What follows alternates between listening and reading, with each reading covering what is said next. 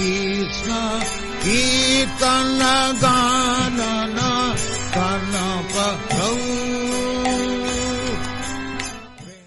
ओम अज्ञानातिमिरन्दस्य ज्ञानाञ्जनशलाकया चक्षुरुन्मिलितं येन तस्मै श्रीचैतन्यमनोभीष्टं स्थापितं येन भूतले स्वयं रूपं नामं ददाति स्वपदान्तिकं। वन्देऽहं श्रीगुरुं श्रीयुतपदकमलं श्रीगुरुं निष्कळङ्कं श्रीरूपं साग्रजातं शरणरघुनाथं तं सजीवं साद्वैतं सावधूतं परिजनसहितं कृष्णचैतन्यदेवं श्रीरामकृष्णपादं शरणमवलिता श्रीविशाखान्वितं। नमो ॐ विष्णुपदाय कृष्णप्रेष्ठाय भूतले श्रीमते भक्तिवेदान्त स्वामिनिधि नामिने। नमस्ते सरस्वती गौरवाणी प्रचारिणे निर्विशेष शून्यवादी पाश्चात्यदेशधारिणे। वंशाकल्पतरुश्च कृपा सिन्धुभ्येव च पतितानां पावनेभ्यो वैष्णवेभ्यो नमो नमः। हे कृष्ण करुणा सिन्धु दीनबन्धु जगत्पते गोपेश गोपिकान्त राधाकान्त नमोस्तुते। तप्तकाञ्चन गौराङ्गी राधे वृन्दावनेश्वरी विश्वभानुसुते देवी प्रणमामि हरिप्रिये। वृन्दावने कृष्ण भक्ति पदेवी सत्यवत्रे नमो नमः। नमो मावदान्याय कृष्ण प्रेम मुरायते कृष्णाय कृष्ण चैतन्य नामे गौरशिष्ये नमः। जयो श्री कृष्ण चैतन्य प्रभु नित्यानंद श्री अद्वैत गदाधर शिवासादि गौर भक्तवृंद। हरे कृष्णा कृष्णा कृष्णा हरे हरे हरे राम राम राम हरे हरे। जय श्रीमन चैतन्य महाप्रभु जय जय नित्यानंद जय जय अद्वैत आचार्य ठाकुर जय जय गदाधर स्वामी जय जय श्रीवास ठाकुर जय जय श्री श्रीमती रामानंद जय श्री राधा जय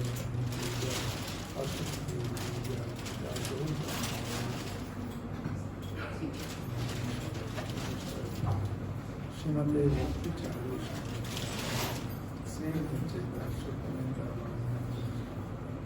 प्रभु काल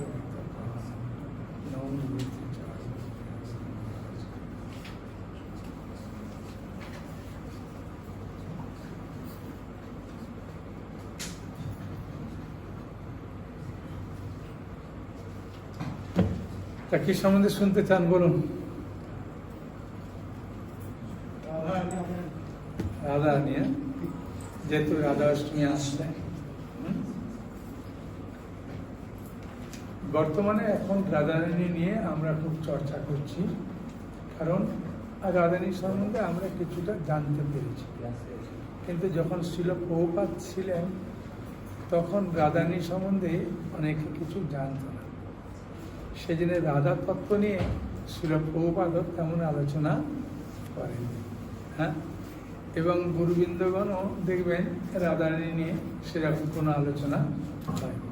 ঠিক আছে, তা কেন না রাধা তত্ত্বটা বোঝা খুবই কঠিন। হ্যাঁ, তবে ভগবান শ্রীকৃষ্ণের পরম ইচ্ছার ফলে শ্রীমতী রাধারানীর তত্ত্ব গুরু গৌরাঙ্গের কৃপায় আমরা খুব সহজে সুন্দরভাবে আরো জানতে পারছি। সেই জন্য রাধা অষ্টমীতে এখন খুব আমাদের আনন্দ হচ্ছে। হ্যাঁ, রাধে রাধে কীর্তন করে আনন্দ পাচ্ছি। রাধা অষ্টমী আমরা শ্রদ্ধার সঙ্গে পালন করছি। হ্যাঁ, আসলে শ্রীমতী রাধারানী, শ্রীকৃষ্ণ নিজেই রাধারানীকে তৈরি করেছেন। রাধারানী শ্রীকৃষ্ণের কোন অংশ থেকে তৈরি হয়েছে বলুন, সবাই জানে। হ্যাঁ, কৃষ্ণের বাম অঙ্গ থেকে। হ্যাঁ, কৃষ্ণ যখন গোলক বৃন্দাবনে অবস্থান করছিলেন, তা সেই সময়তে কৃষ্ণের ইচ্ছা হলো যে আমি একটু রাসমণ্ডলে যাব। যেতে গিয়ে স্বর্ণ সিংহাসনে তিনি বসে আছেন, খুব সুন্দরভাবে, খুব সুন্দর একটা বাগিচা আছে। হ্যাঁ, জ্যোতিকা, মল্লিকা, হ্যাঁ, বিভিন্ন রকম মাধবীলতা, বিভিন্ন রকম ফুলে পূর্ণ। সেখানে তিনি কৃষ্ণ ইচ্ছা করা মাত্রই সবকিছু হয় বলে কৃষ্ণের সবকিছুকে বলা হয় লীলা। কৃষ্ণ শুধু ইচ্ছা করলেই সেটা পূর্ণ হয়ে যায়। সেই জন্য কৃষ্ণের সবকিছু ইচ্ছাকে কি বলে বোঝা যাচ্ছে না? সাউন্ডটা হরে কৃষ্ণ, হরি বল, হরে কৃষ্ণ। এইটার থেকে এইটা বেশি সাউন্ড আছে। হরে কৃষ্ণ, হরি বল। এবার বোঝা যাচ্ছে না? এবার সুন্দর হচ্ছে না? কেন এই কারোটা সাউন্ডটা ভালো আছে। তা সেই সময় কৃষ্ণ ইচ্ছা করলেন, বুঝেছেন? কি ইচ্ছা করেছিলেন বলুন? আমি গল্প আকারে বলবো, বুঝেছেন? কোনো মানে নেই, জটিলতা কিছু পাবেন না। হ্যাঁ, কি করলেন ইচ্ছা বলুন? কৃষ্ণ কি ইচ্ছা করেছিলেন? রাজমণ্ডলে যাওয়ার ইচ্ছা করেছিলেন। হ্যাঁ, তা যাই ইচ্ছা করলেন, তখন সেখান থেকে তিনি আনন্দ লাভ করার জন্যে একজন সুন্দরী যুবতী, হ্যাঁ, 14 বছর বয়স্কা, এরকম একটা সুন্দরী রমণী সৃষ্টি হয়ে গেল। আর রাধারানী নাম তখনও হয়নি, খালি কি হয়েছে, একটা সুন্দরী রমণী আবির্ভাব হয়েছে। কৃষ্ণের কোন অঙ্গ থেকে? বাম অঙ্গ থেকে। যখন কৃষ্ণ তাকে নিয়ে আনন্দ উপভোগের চিন্তা করলেন, তখন তিনি ছুটলেন। যেহেতু ওটা কোথায় ছিল, কোথায় ছিল ওটা, কোথায় কৃষ্ণ বসেছিলেন? এইরা বলুন, বাগিচায় বললাম না, ফুল বাগানে বসেছিলেন রত্ন সিংহাসনে। তাই রাধারানী এই বাম অঙ্গ থেকে যাই সুন্দরী যুবতী উৎপন্ন হয়ে, তিনি কৃষ্ণ যখন আনন্দ উপভোগের ইচ্ছা করলেন, তাকে আনন্দ দেওয়ার জন্য সঙ্গে সঙ্গে রাধারানী ধাবিত হলেন সুন্দর সুন্দর পুষ্প চয়ন করে কৃষ্ণকে দেওয়ার জন্য। সেই জন্য রাসমণ্ডলের রাজ, আর যেহেতু ধাবিত হয়েছিলেন ধা, সেই জন্য হচ্ছে রাধা। এবং কৃষ্ণ নিজে বলেছেন, হ্যাঁ, যে যদি কেউ ভান্ডির মনে বলছেন যে যদি কেউ এই রাধারানীর নাম উচ্চারণ করার সময় যদি রা উচ্চারণ করে, এ রাধে তোমার নামটা যদি কেউ রা উচ্চারণ করে, আমি তাকে আমার শ্রেষ্ঠ ভক্তি দান করব। আর শুধু ভক্তি দান করবো না, তার পিছনে পিছনে আমি ধাবিত হব। হ্যাঁ, সেই জন্য ধায়ের ধা আর শ্রেষ্ঠ ভক্তি রা উচ্চারণ করলে দেন বলে রাধা। এরকম ভাবে রাধা নামে অনেক মহিমা আছে। এবং রাধা অষ্টমী পালন করলে আমাদের হৃদয় নির্মল পবিত্র হয়। আমরা তো রাধা অষ্টমী পালন করব সমস্ত পাপ থেকে মুক্ত হওয়ার জন্য নয়, তাই না? আমরা কি জন্য মুক্ত করব, কি জন্য করবো রাধা অষ্টমী পালন? সমস্ত পাপ থেকে মুক্ত হওয়ার জন্য। মুক্ত হওয়ার জন্য ভক্তরা করে না। ভক্তরা কি জন্য করে? রাধারানীকে সন্তুষ্ট করার জন্য এবং রাধারানীর শ্রী চরণ কমলে ভক্তি লাভ করার জন্য ভক্তরা করে।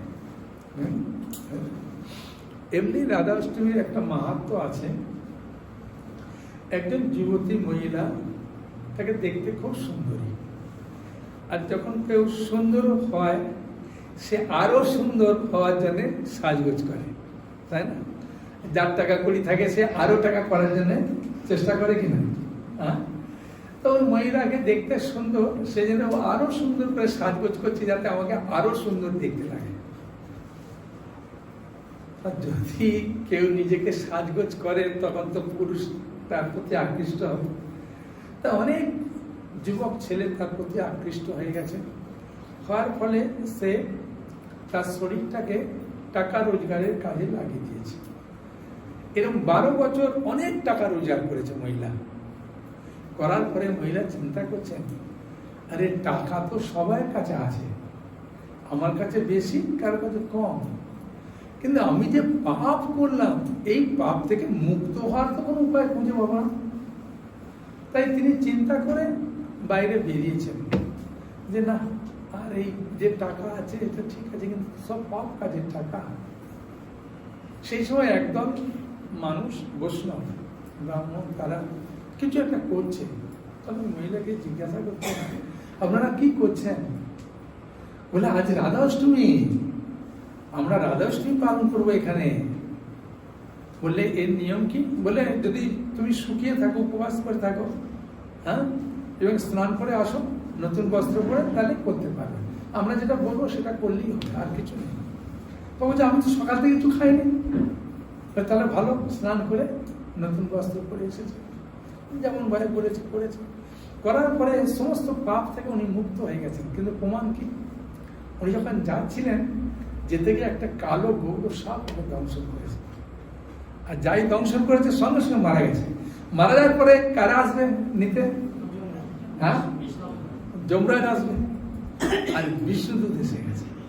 কিন্তু কথাটা হচ্ছে, দেখুন, বিষ্ণুদূত যখন আসে তখন বিষ্ণু নারায়ণকে পাঠায় না, বিষ্ণুদূতরা ঘোরে আমার ভক্তরা কোথায় কোথায় কি হচ্ছে দেখার জন্য আসে। কিন্তু যমরাজ তার পাপ অনুযায়ী পাঠায়। তাই যমদূতরা এসে বলছে, আমার কাস্টমার, আমার ছেড়ে দাও, এর যে পাপের সীমা আমরা দেখে বুঝতে হবে না।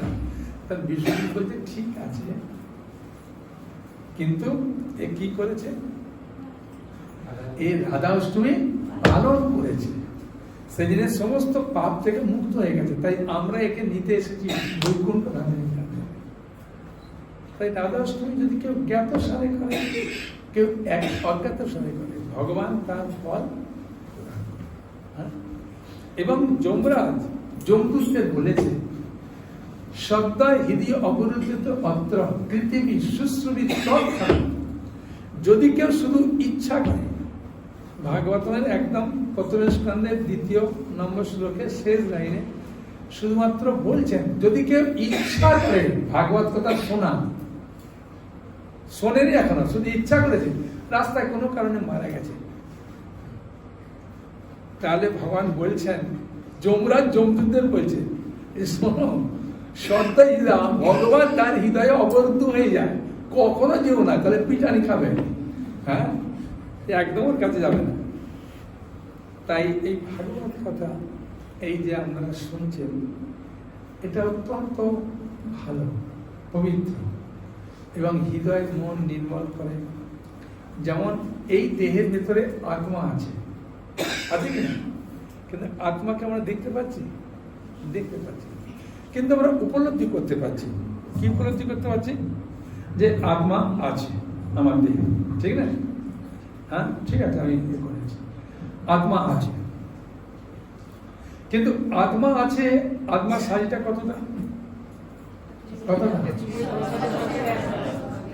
একটা চুলের 10,000 ভাগের 1 ভাগ, তাই না? চুলের অগ্রভাগটা কতটুকু? আমার একজন মাতাজি প্রশ্ন করছে, আমার মোটা চুল, আমার মোটা চুলের অগ্রভাগটা সরু চুলের, আমি মোটা তো কোথাও করলাম না, চুলের অগ্রভাগ করলাম না। প্রভু, আমি চিন্তা করছিলাম যে আমার চুলটা তো মোটা, আমার চুলের অগ্রভাগ না সরু চুল? আমি জানি না, চুলের অগ্রভাগ করেছি এই পর্যন্ত। হ্যাঁ, চুলের অগ্রভাগের সাইজটা কিরকম না?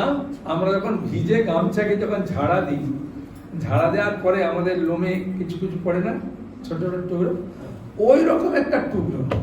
তা আমি মাঝে মাঝে চিন্তা করি, তা কোন ছুরি দিয়ে কাটলো রে ভাই? 10,000 ভাগ ছুরি তো একটা ব্যবহার করেছে, তো ওইটাকে 10,000 ভাগ কাটা, মানে ওইটা আমার দেহে আছে, তাই না? সেই জন্য আমি এত সুন্দর কথা বলছি, এ করছি। তাই চিন্ময় ধাম, এটা এই ধামটা কি চিন্ময় ধাম, এটা মহাপ্রভুর ধাম। এই ধামটা আমরা যদিও বুঝতে পারছি না, যেমন চিন্ময় আত্মা আমাদের দেহে আছে বলে আমরা উপলব্ধি করতে পারছি না, কিন্তু আমরা জানি আছে বলে বেঁচে আছি। কিন্তু কিরকম কি কখনো সারাদিনের মধ্যে একবার উপলব্ধি হয় যে ভগবান তোমার অংশ আছে, বেঁচে আছি, হ্যাঁ, তাই না? কিন্তু অহংকারের বশবর্তী হয়ে আমরা ভুলে যাই যে আমাদের ভগবানের অংশ আছে। ঠিক সেরকম ভাবে এই চিন্ময় ধামে আমরা আছি, আমরা এটা ভুলে যাই। হ্যাঁ, ঠিক আছে? তো সেই জন্যে এই যে রাধাষ্টমী ব্রত, এই যে ভগবানের কথা, এগুলো শোনার পর কি এগুলো মনে করে দেয়। তামার পাত্র দুদিন না পরিষ্কার করলে কি হবে? কালো হয়ে যাবে। আবার পরিষ্কার করলে দেখতে খুব সুন্দর লাগে, ঠিক না? তোমাদের ভক্তি শ্রীশ্রীমদ ভক্তি পুরুষোত্তম মহারাজ বলেছেন, কুকুরের লেজ যতক্ষণ টেনে ধরবে সোজা, ছাড়লেই গুটাবে। হ্যাঁ, তা আমাদের মনটা সেরকমই। এই হরি কথা শুনছি ভালো, যখনই হরি কথা শুনবো না, ওই দিদি কি করেছে গো, ও কি করেছে গো, ওইসব শুনতে শুনতে আমাদের কান ঝাড়া পড়া হয়ে যায়। হ্যাঁ, ধামে থাকলেও আমরা এগুলো আকাশ বাতাসের মতো আপনা থেকেই কানে এসে জুটে যায়। হ্যাঁ, তখন মনটা আমাদের কি হয়, কলুষিত করবে। কিন্তু এই ভাগবত কথা শ্রবণ করলে কি হয়, আমাদের মনটা নির্মল পবিত্র হয়। বুঝেছেন? একবার শ্রীমতী রাধারানী নিধুবনে আছে। তা নিধুবনে কৃষ্ণ তার সখীদের নিয়ে খুব আনন্দে লীলা বিলাস করছেন। করতে করতে ক্লান্ত হয়ে পড়ে। যখন ক্লান্ত হয়ে পড়েছে, তখন কৃষ্ণ শুয়ে পড়েছে, রাধারানী শুয়ে পড়েছে, অন্যান্য গোপিকারা রাধা কৃষ্ণ সেবা করার জন্য ময়ূরপুচ্ছ পাখা আছে, খুব ক্লান্ত হয়েছে, ঘুমিয়ে পড়েছে। কেউ যখন কোনো একটা অদ্ভুত স্বপ্ন দেখে কি করে? কেউ একটা অদ্ভুত স্বপ্ন দেখলে কি করে?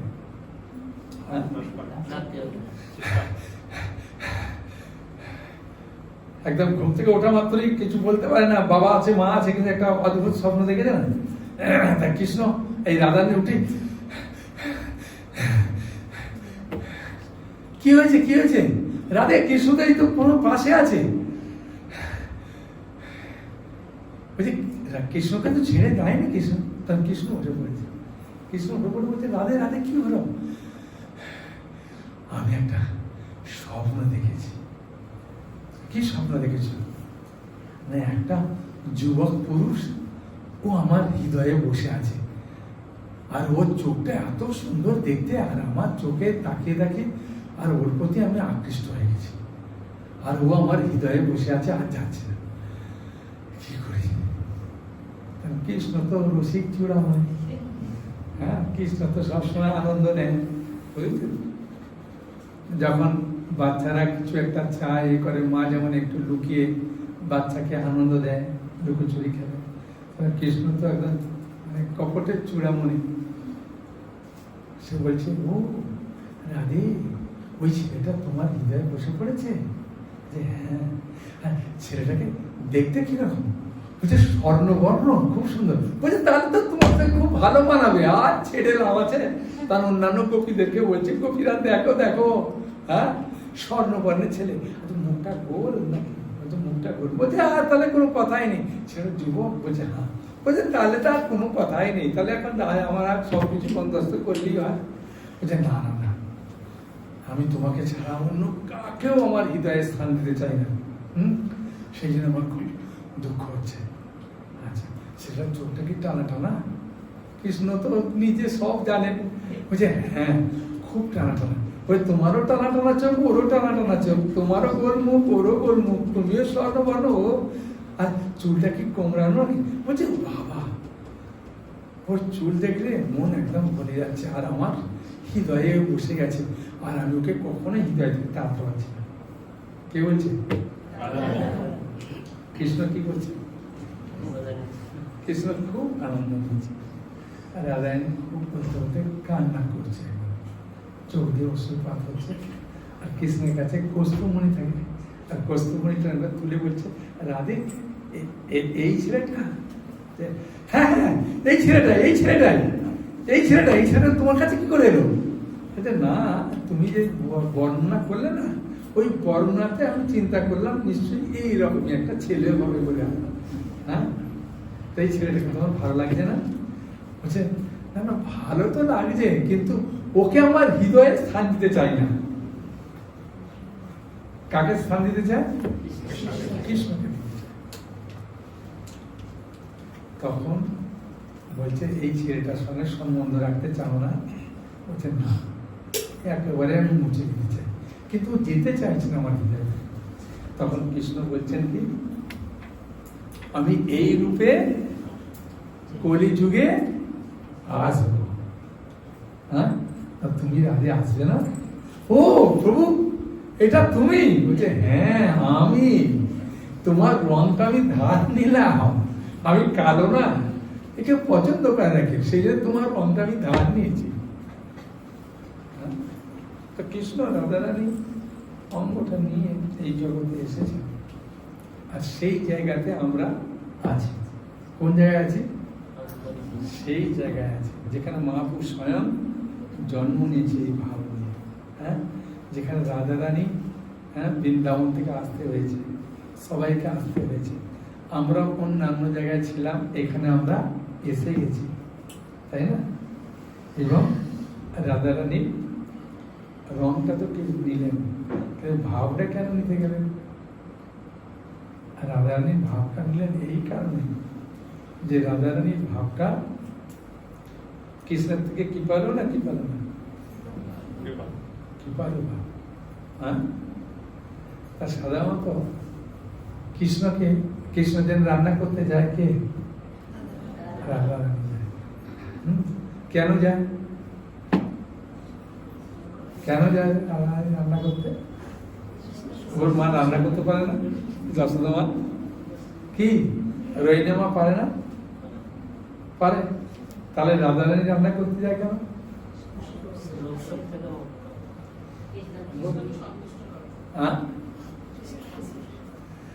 না, দুর্বাসা মুনি তাকে আশীর্বাদ দিয়েছিলেন, হ্যাঁ, যে তোমার হাতে যে রান্না খাবে তার কোনো রোগ শোক হবে না, তার আয়ু বর্ধিত হবে, তাকে কোনো অসুখ ধরবে না।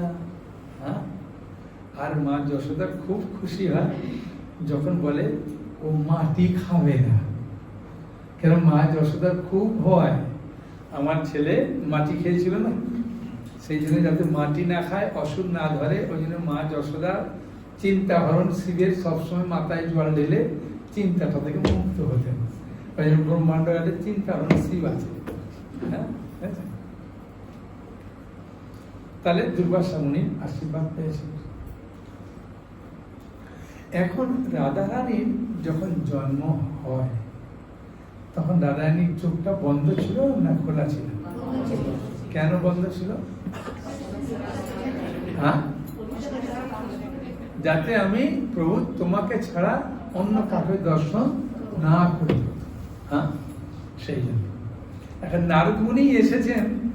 নারদ মুনি দেখলেন যে প্রভু যখন এসেছে তখন নিশ্চয়ই রাধারানী এসেছেন, কিন্তু কোথায় আছে? তাই নারদ মুনি খুঁজতে খুঁজতে বিশ্বভানু রাজার কাছে গেলেন, উপস্থিত হলেন। উপস্থিত হয়ে রাধারানীকে পেয়ে খুব আনন্দ পেলেন। বলে নিত্যপতি যে, সে যখন একে স্পর্শ করবে চোখ খুলে যাবে। তখন বিশ্বভানু রাজা চিন্তা করলো নিত্যপতি কে? বিভিন্ন জনকে নেমন্তন্ন করেন, করতে করতে নন্দ মহারাজকে নেমন্তন্ন করেছেন আর যশোদা মাকে নেমন্তন্ন করেছেন। সাধারণত কারো বাড়িতে যখন কেউ যায় তখন স্বামী স্ত্রীতে গেলেও তখন পুরুষ মানুষ পুরুষের সঙ্গে কথা বলে আর মাতাজি মানুষ মাতাজির সঙ্গে কথা বলে। তাই বৃষভানু রাজা সঙ্গে সঙ্গে নন্দ মহারাজ যেতে তার সঙ্গে কথা বলছেন, আর কীর্তিদা মায়ের সঙ্গে কথা বলছেন যশোদা। দুরকম কথা আছে। একটা আছে কি, যে যখন যশোদা মায়ের সঙ্গে কথা বলছিলেন তখন কৃষ্ণ আস্তে আস্তে কোল থেকে নেমে পড়ছে, ভারী হয়ে যায়। বাচ্চারা যখন কোলে মা ধরে রাখতে পারে না, কখন? যখন বাচ্চা পা দুটোকে সোজা করে দেয়, বাচ্চা পাটা ফাঁক করলে তবেই মা কোলে ওকে ধরতে পারে। বাচ্চা খুব বুদ্ধিমান, পা দুটোকে একদম সোজা করে দিলে মা ওকে কোলে ধরতে পারে না, কারণ পাটা ফাঁক করলে তো ওটা কোলে থাকবে। তাই কানাই পা দুটোকে সোজা করে দিচ্ছে, তাই এ কথা ছেড়ে দিয়েছে। কানাই আস্তে আস্তে ঘুরতে ঘুরতে কি দেখছে, কোথায় তখন দেখছে ঘরে দোলনাতে শুয়ে আছে। আর দোলনা দিদি যখন ঘুমিয়ে যায় তখন বাচ্চা দোলনা বন্ধ থাকে, আর দোলনায় তো ফাঁক থাকে। তখন কৃষ্ণ আস্তে আস্তে হাত বাড়িয়ে রাধারানীর চোখে ঘুমে আছে।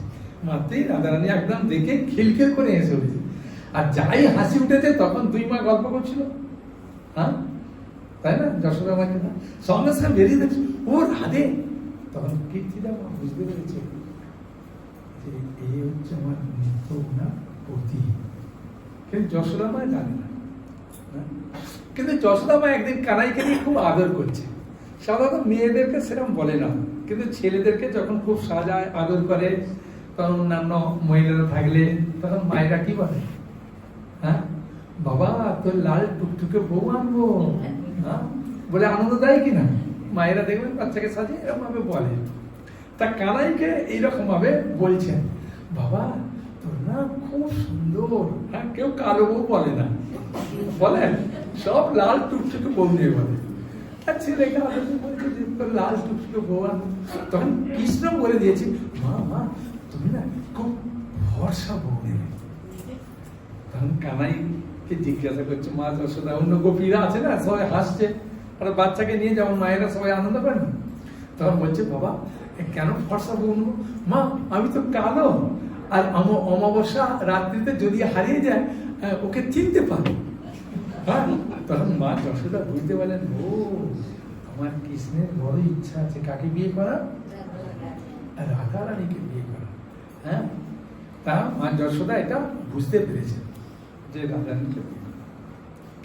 আরেকটা কাহিনী আছে, মা যশোদা গেছেন, যাওয়ার পরে বাচ্চা যখন ঘোরাঘুরি করে নিজের ছেলেকে তো সবসময় কোলে নেয় না, তাই কানাইকে কোল থেকে নামিয়ে দিয়েছে, নিয়ে রাধা রানীকে কোলে নিয়েছে। আর যাই রাধা রানীকে কোলে নিয়েছে তখন কানাই কান্না করতে শুরু করেছে, মা মা আমি তোমার কোলে উঠবো, ওকে নামিয়ে দাও, ওকে নামিয়ে দাও, আমি তোমার কোলে উঠবো, আমি তোমার মা। এই কোথাকার মেয়ে একটা তুমি কোলে নিয়েছো। হ্যাঁ, তখন মা যশোদা চিন্তা করলেন, ঠিক আছে বাবা তোকেও করে নিচ্ছি। বলে মা কি করে, এরকম করে নিয়ে আরেকটা বাচ্চাকে এই হাতে ধরে কোলে তুলে নিয়ে ধরেছে। আর যখন দুটো বাচ্চা একসঙ্গে তখন কি করবে, তখন ওরা বিদেশি হোক আর দেশি হোক সঙ্গে সঙ্গে গল্প আরম্ভ করে দেবে। হ্যাঁ, তাই না, করে কিনা। তা রাধা রানী কৃষ্ণকে দেখছে, যাই করেছে কৃষ্ণের স্পর্শ পাওয়া মাত্রই রাধা রানী চোখটা খুলে গেছে, আর খুলে যেতে খিলখিল করে হাসছে। তখন যশোদা মায়ের সামনে এখন রাধা রানী আর কৃষ্ণ দুজনে খুব মিষ্টি হাসি দেখিয়ে দিলেন। সে কীর্তিদা মা দেখে খুব আনন্দ পাচ্ছে। হ্যাঁ, এদের যশোদা মায়ের খুব ইচ্ছা যে রাধার সঙ্গে বিয়ের বন্দোবস্ত, কিন্তু আর ওদের কি হতো, আগে বিয়ের এরকম হতো জিনিসপত্র কিছু ওকে পাঠিয়ে দেবে। হ্যাঁ, এবং পাঠানোর পরে যদি মেয়ের বাবা যদি আগে যদি ছেলের বাবা পছন্দ করে ছেলের পক্ষ, তাহলে মেয়ের পক্ষকে পাঠাবে। হ্যাঁ, জিনিসপত্র পাঠানোর পরে ওরা সেই জিনিসপত্র নিয়ে যদি ওরা সন্তুষ্ট ওর পরিপ্রেক্ষিতে এরা পাঠিয়ে দেয় এই পক্ষে, তাহলে জানবে যে কথাবার্তা এখন রাজি, ওরাও রাজি আমরাও রাজি। হ্যাঁ, তাই কৃষ্ণের পক্ষ থেকে পাঠাবে। তাই মা যশোদা চিন্তা করছেন, আমি একটা খুব সুন্দর বাক্সে রাধারানী বিভিন্ন অলঙ্কার দিয়ে বড় বাক্সে কাপড় টাপড় দিয়ে পাঠাবো। আর লিখে দিয়েছে এটা শ্রী রাধা। কৃষ্ণ বলছে, মা মা এটা কার নাম লেখা আছে? বলছি এটা রাধা, এটা রাধারানীকে দিচ্ছি বাবা জিনিসপত্র সব। বললো ও তাই মা, অনেক বড় বাক্স। মা আমি একটু ঘরের ভেতরে খুলে দেখবো? বলছে হ্যাঁ দেখো। বললে ঘরের ভেতরে গিয়ে ওগুলো সব দিলে ওর ভেতরে পুড়ে হাত দিয়েছে, আর ঢাকনাটা পট করে আটকা পড়ে গেছে।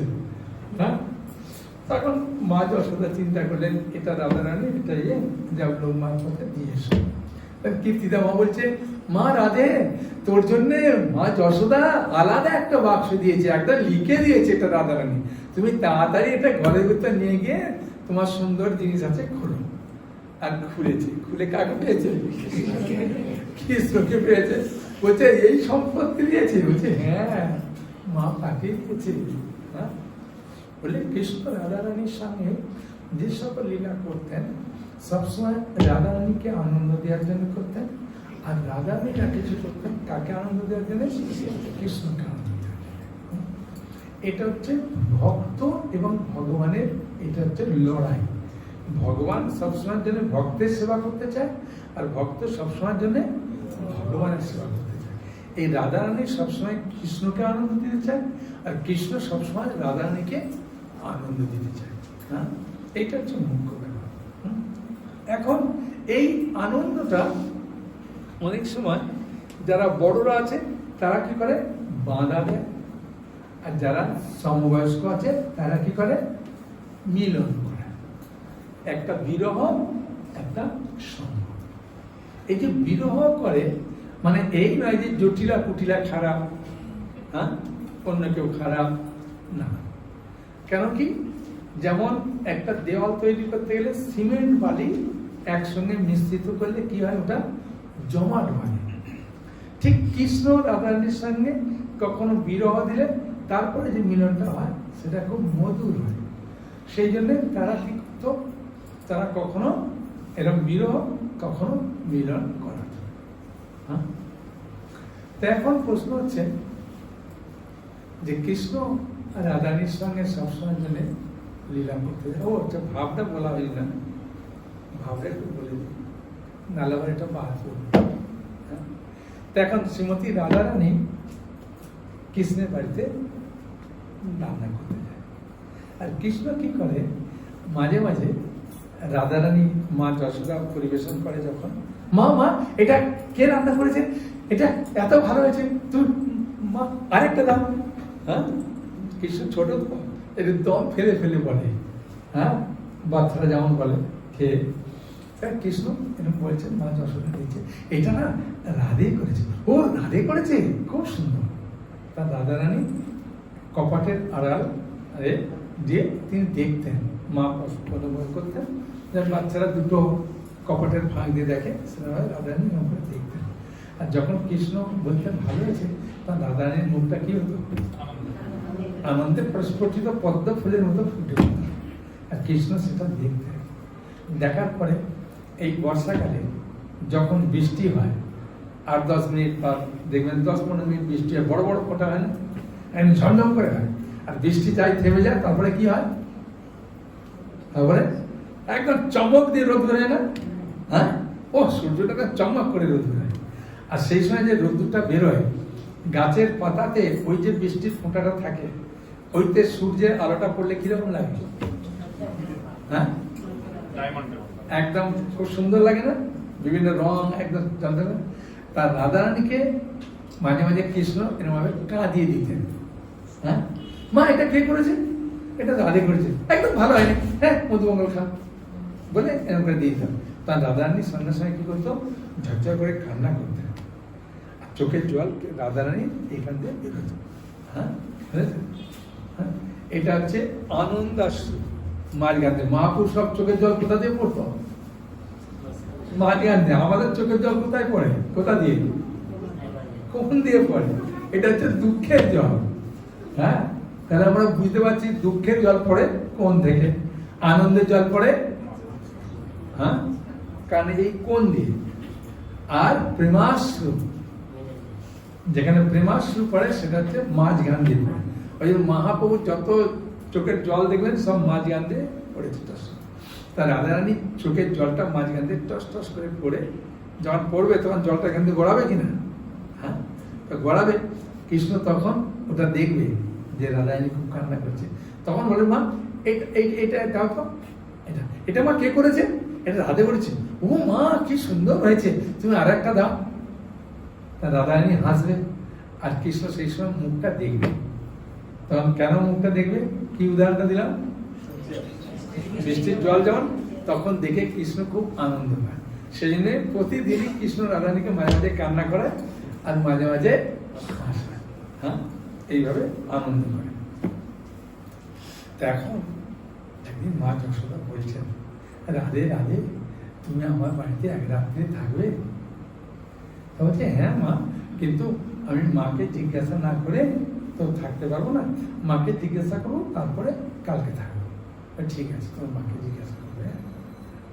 রাধারানী এখন আনন্দ পাবে না দুঃখ পাবে? আনন্দ পাবে। কারো বাড়িতে থাকতে বলে আনন্দ লাগে না? তাই রাধারানী খুব আনন্দে একদম গিয়ে, হ্যাঁ, যখন কেউ আনন্দে কিছু বলে তখন কি করে? মায়ের গলাটা জড়িয়ে ধরে। হ্যাঁ, তাই না? তা একটা সিনেমার মতো দেখি। রাধারানী গিয়ে মায়ের গলাটা, মা বসেছিলেন, মায়ের গলাটা জড়িয়ে ধরে, যখন বাচ্চারা কিছু বলে দেখবেন মায়ের গলাটা জড়িয়ে ধরে মুখে একটা চুম খেয়ে খুব আদর করে বলে। তাই রাধারানী মাকে জড়িয়ে ধরে মায়ের মুখে একটা চুম খেয়ে খুব আদর করে বলছে, মা মা, যশোদা মা বলেছেন এক রাত্রি আমার বাড়িতে থাকবে? বলছে, হ্যাঁ মা, তুমি থাকতে পারো, কিন্তু আমি তো অনুমতি দিতে পারবো না। কেন বললো অনুমতি দিতে পারবো না? কে অনুমতি দেবে? বাবা। সেইটা আমাদের জানা দরকার। হ্যাঁ, তাই না? এখন তো ভুলিয়ে গেছি। হ্যাঁ, এখন আর বলে লাভ নাই। তা এখন সঙ্গে সঙ্গে রাধারানী বলছেন, তোমার বাবাকে জিজ্ঞাসা করো। হ্যাঁ, তবে তখন বাবার কাছে গেছে, বাবা গোয়াল ঘরে আছে বসে। তা রাধারানী পেছন দিক দিয়ে, বাচ্চারা যখন দেখেছেন পেছন দিক দিয়ে যখন ওঠে, একদম এরকম করে ওঠে, তো এরকম করে উঠছে, তখন মা বিশ্ববানু রাজা কিরকম আনন্দ পাবে? বাচ্চারা যখন খুশি মনে কারো পিঠে, বাবা বা মায়ের পিঠ দিয়ে ওঠে, তখন কিরকম আনন্দ পায়? হ্যাঁ, বলুন, বাবা হয়েছে এখন তো বলতে হবে। আসলে দোয়ারে দিয়ে আর কি করবে? হ্যাঁ, তাই রাধারানী এরকম করে উঠে বাবাকে খুব আদর করে বলছেন, বাবা, যশোদা মা বলছেন এক রাত্রি থাকতে, আমি বাড়িতে থাকবো, কি তুমি যদি বলো? বলছে, হ্যাঁ, তোর মাকে জিজ্ঞাসা কর। মা বললো যে বাবা যদি বলে হবে। বলছে, হ্যাঁ যাবে, কিন্তু ওদের বাড়িতে তো কোনো মেয়ে নেই, তাই তুমি পোশাকটা ভালো করে নিয়ে নেবে। তাই যশোদা মা খুব সুন্দর পোশাক দিয়েছে। আর যশোদা মা যাওয়ার সময় কিছু নিয়ম বলেছে। কি নিয়ম? শোনো, কারো রাত্রির বাড়িতে থাকলে কিছু খাবার জন্য দাবি করবে না। আর তুমি তো দুধ না খেয়ে ঘুমাতে পারো না। তা মা যশোদাকে বলবে, মা, আমার মা এক গ্লাস মিজরি দুধ দিয়ে আমাকে ঘুম পাড়ায়। হ্যাঁ, তা তুমি বলবে মা যশোদা তোমাকে এক গ্লাস গরম দুধ দিলে মিজরি দিয়ে, হ্যাঁ, আর খুব গরম তুমি খেতে পারো না, দেখবে। আর মাকে বলবে, আর কারোর সঙ্গে ঝগড়া করবে না, যেখানে শুতে দেবে ওখানে শুবে, ঠিক আছে? যেমন বলে ব্যাগটা দিয়ে পাঠিয়ে দিয়েছে। আর রাধারানী খুব আনন্দে আসছে। আর মা যশোদার ব্যাগটা দেখেই বুঝতে পেরেছে রাজা আজকে আমার বাড়িতে থাকবে। তাই নন্দ মহারাজকে বলছেন, শোনো শোনো, রাধে আজকে আমার বাড়িতে থাকবে। বলে, ঠিক আছে। তাহলে মা যশোদা বলছে, রাধা আমার কোলের কাছে শোবে, আর কানাই তোমার কোলের কাছে শোবে। তাই কানাই কার কাছে শুয়েছে? বাবার কাছে। হ্যাঁ, আর রাধারানী মা যশোদার কাছে শুয়েছে। খুব সুন্দর এক গ্লাস গরম দুধ খায়। হ্যাঁ, আর কিছু খাইয়েছে, শুধু দুধ আর খাওয়াবে, রুটি খাইয়েছে, তা ঘুম পাড়িয়েছে। এখন মা যশোদা জানে যে কালকে সকালে দান দেবে নন্দ মহারাজ। হ্যাঁ, কার হাত দিয়ে দান দেবে? কৃষ্ণের হাত দিয়ে দান দেবে। যেমন দেখবেন ভিখারি এলে বলে না, বাবা তুই হাত দিয়ে দে, হ্যাঁ, বাচ্চাকে দিয়ে দেন কি পাওয়ার জন্য। তাই নন্দ মহারাজ দান দেবে, কিন্তু কার হাত দিয়ে দেবে? কৃষ্ণের হাত দিয়ে দেবে। তাই যশোদা মা জানে ওর বাবা তো কোনোদিনও স্নান করায়নি। ছেলেদেরকে বাবা স্নান করায় খুব কম। যদি দেখা যায় যে মা কোনো অফিস টফিস যায়, তাহলে একটু বাবা করায়, না টাটা বাই বাই, সব মা করায়। তা যশোদা মা জানে যে ওর বাবা তো কোনোদিনও স্নান করায়নি। তা কানাই দান দেবে, মানে স্নান করিয়ে তাকে সাজগোজ করে দেবো, দিয়ে দান দেবে, বাবার কাছ করে বসে। তাই যশোদা মা দেখলেন। আর বাচ্চারা যখন ঘুমায় দেখবেন একদম খুব সুন্দর ঘুমায়। তাই রাধারানী খুব সুন্দর ঘুমাচ্ছে দেখলে মা যশোদা চিন্তা করলেন, দাদি এত সুন্দর ঘুমাচ্ছে, থাক, বাচ্চা যখন উঠবে আমি ওকে সাজিয়ে দেবো। কিন্তু নন্দ মহারাজ বারবার বলছেন, দেখো পরের মেয়ে, হ্যাঁ, নিজের হলে আলাদা, পরের মেয়ে, তুমি ঘুম ভাঙার সঙ্গে সঙ্গে সুন্দর করে স্নান করিয়ে দিয়ে সাজগোজ করে দেবে, পোশাক পরিয়ে দেবে, যেন কোনো অসুবিধা না হয়, হ্যাঁ, তাহলে আর কোনোদিনও আসবে না। বারবার নন্দ মহারাজ সাবধান করে দিয়েছে। কিন্তু যশোদা মা দেখছেন এত সুন্দর ঘুমাচ্ছে, কাঁচা ঘুম, হ্যাঁ, যখন উঠবে আমি তখন করে দেবো। যশোদা মায়ের একটাই চিন্তা, উঠলেই আমি করে দেবো, কোনো অসুবিধা নেই। এখন নন্দ মহারাজের কোলে কে বসে আছে? কানাই বসে দান দিচ্ছে, হ্যাঁ। কিন্তু যশোদা মা কাজের ফাঁকে আসছে, ও ঘুমাচ্ছে, আসলে কেন কোনো তাড়া নেই তো যে উঠে বাবা কোনো কাজ করবি, স্কুল যাবে, তাড়াতাড়ি তোল বাবা, স্নান টান করিয়ে দে, কোনো এ নেই। রাধারানী খুব সুন্দর ঘুমাচ্ছে, মা যশোদা বারবার এসে দেখছে, খুব আনন্দ পাচ্ছে। কিন্তু কানাই দান দিচ্ছে কিরকম, যার যেমন পাত্র তাকে সেই রকম দান দিচ্ছে। আর যে পাত্র নিয়ে আসেন তাকে বলছে আমি পাত্র নিয়ে আসেনি, যান যান ফেরত যান, আপনাকে দান দেবো না, ফেরত পাঠিয়ে দিচ্ছে। এখন যখন ফেরত পাঠিয়ে দিচ্ছে তখন মনটা যাকে ফেরত পাঠাচ্ছে সে আনন্দে যাবে না দুঃখে যাবে? দুঃখে যাবে না, খুব কষ্ট পাবে মনে। তখন কি করবে? আর যখন এরম ভাবে বলছে তখন রাধারানীর ঘুমটা ভেঙে গেছে, হ্যাঁ। আর রাধারানী যখন ঘুমটা ভেঙে গেছে, যখন বাচ্চারা বা মায়ের কিছু দেখে, দুটো ফাঁক করে একটুখানি চোখ দিয়ে এরম করে দেখে, হ্যাঁ। তো এরম করে রাধারানী দেখছে, যার যতটা বড় পাত্র তাকে সেরাম দান দিচ্ছে, আর যার পাত্র নেই তাকে কি করছে? ফিরে দিচ্ছে। রাধারানী দেখে ওটা খুব দুঃখ লেগেছে, সঙ্গে সঙ্গে ও একদম রেগে মেগে বাইরে চলে এসেছে। আর যশোদা মা গিয়ে দেখছে বিছানায় রাধারানী নেই। রাধে কোথায় গেল, রাধে কোথায় গেল, খোঁজাখুঁজি করছে। এর স্বামীকে বলতে পারছে না, কেন? হ্যাঁ, বকা দেবে, কেন বারবার বলেছে না পরের মেয়ে সাবধান। তখন চারদিকে খুঁজছে। আর মা যশোদা এমনি কামাই যখন হয়েছে না, খুব বয়স্ক অবস্থা হয়েছে, আর মা যশোদা এমনিতে খুব মোটা সোটা, বুঝলেন, একটু দিয়ে হাঁপিয়ে যায়, হ্যাঁ, কিছু বললেই টেনশন হয়। ওই যে নন্দ মহারাজ কখনো কোনো সাবধানে বলে যে এক্ষুনি বাইকটা তাল হয়ে গেলেই অসুবিধে, হ্যাঁ।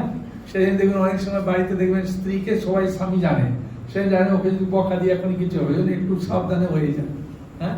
তার নন্দ মহারাজ কি করবে, তত রাগের মাথায় বলেছে, তোমাকে বললাম না পরের মেয়ে একটু সাবধানে রাখবে, তুমি কেন আগে তুলে ওকে স্নান করে না, এখন তুমি করলে না, ও লজ্জায় পালিয়ে গেল বাড়িতে, না কোথায় গেল, এখন বাচ্চা মেয়ে জলে না বলবো না, কোথায় পড়ে গেল, কি এখন খুব টেনশনে পড়ে গেছে। তার কৃষ্ণ বলছে মা তুমি চিন্তা করো না। নন্দ মহারাজ দেখলেন বলে দিয়েছি নন্দরানী, এখন তো নন্দরানী তো দুঃখ পাচ্ছে, এখনই কিছু একটু বিপদে যাবে। নন্দরানী তখন নন্দ মহারাজ তখন নন্দরানীকে বলছে তুমি চিন্তা করো না, চিন্তা করো না, কানাই আমি খুঁজছি কোথায় বাচ্চা মেয়ে যাবে, এখানে কাছাকাছি আছে, তুমি এখানে থাকো, আমি এক্ষুনি ডেকে নিয়ে আসছি, খোঁজ করে আনছি, কোনো চিন্তা করো না। কে বললেন? নন্দরানী। কেন বললেন? তাকে একটু আশ্বস্ত করার জন্য যে করো না, কোথায় যাবে বাচ্চা মেয়ে, আমরা এক্ষুনি খুঁজে নিচ্ছি, এই তো এইটুকু জায়গা। খুঁজে খুঁজে পাচ্ছে না, আর ভেতরে এসে নন্দরানীকে বলতেও পারছে না যে পাইনি এখনো, হ্যাঁ, আরো টেনশন হবে। সেখানে খুঁজে খুঁজে খুঁজে নন্দ মহারাজ হঠাৎ চিন্তা করলেন বলা যায় না, ওই স্নান করাতে ওটা দেরি হয়েছে বলে বাড়িতে পালিয়ে গেছে। তাই যখন নন্দ মহারাজ যাচ্ছে দেখে কোলে করে বৃষভানু রাজার কোলে করে রাধারানী আসছে, তখন নন্দ মহারাজ দেখি খুব খুশি। তখন বলছে ও রাধে চলে গিয়েছিল, বলছে হ্যাঁ রাধে চলে গেছিল, রাধের একটা অভিযোগ আছে। বলছে ঠিক আছে ঠিক আছে, বাড়ির ভেতর তাড়াতাড়ি আসো, বাড়ির ভেতর বলবে। কেন তাড়াতাড়ি বাড়ির ভেতর নিয়ে আসছে? কেন? হ্যাঁ, খুব সুন্দর উত্তর দিন। কারণ যশোদা মার টেনশন আছে না, যশোদা মা যদি দেখে যে রাধারানী আছে তখন জানে বকা দেবে যে আমাকে স্নান টান করায়নি, এ করায়নি, একটু বকা দেবে, ঠিক আছে তো সহ্য করবো, যাক রাধে তো বেঁচে আছে, কোনো বিপদ হয়নি, হ্যাঁ। সেদিন তাড়াতাড়ি রাধারানীকে দেখেই মা যশোদা চিন্তা করছেন এখন কি করবো, একটু সহ্য করে নেবো, বকা দেবে, ওর বাবা আজ তো কিছু করবে না, বকা দিতে এটা আর কিছু হয়নি। তখন বলছে রাধারানী বলছে বাবা বাবা তুমি বলো, যার পাত্র নেই সে গরিব না? বলছে হ্যাঁ সে তো বড় গরিব। আর যার পাত্র বড় পাত্র আছে সে তো বড় লোক, যার মাঝারি পাত্র আছে সে মাঝারি। তাহলে বাবা বলো, এই কৃষ্ণ যখন দান করছিল বাবা বলে বসে, যার পাত্র তাকে ফিরিয়ে দিচ্ছে, যাও যাও তোমায় দান দেবো না। সেই সময় কৃষ্ণ সঙ্গে সঙ্গে প্রতিজ্ঞা নিল যে আমি জগতে কি কৃপা করি, রাধারানী আমার থেকে হাজার গুণ কৃপা হৃদয়ে, তাই আমি রাধারানীর ভাব নিয়ে এই কলিযুগ অবতীর্ণ। সেই জন্য রাধারানীর ভাব আর অঙ্গকার তিনি এসেছেন কেন কি জগতে কৃপা করার জন্য। হ্যাঁ, সেই মাইকটা মাঝে মাঝে বোঝা যাচ্ছে না, যাচ্ছে না? হ্যাঁ, মাঝে মাঝে একটু অসুবিধা করছে না? এটা খুলেই দেয়।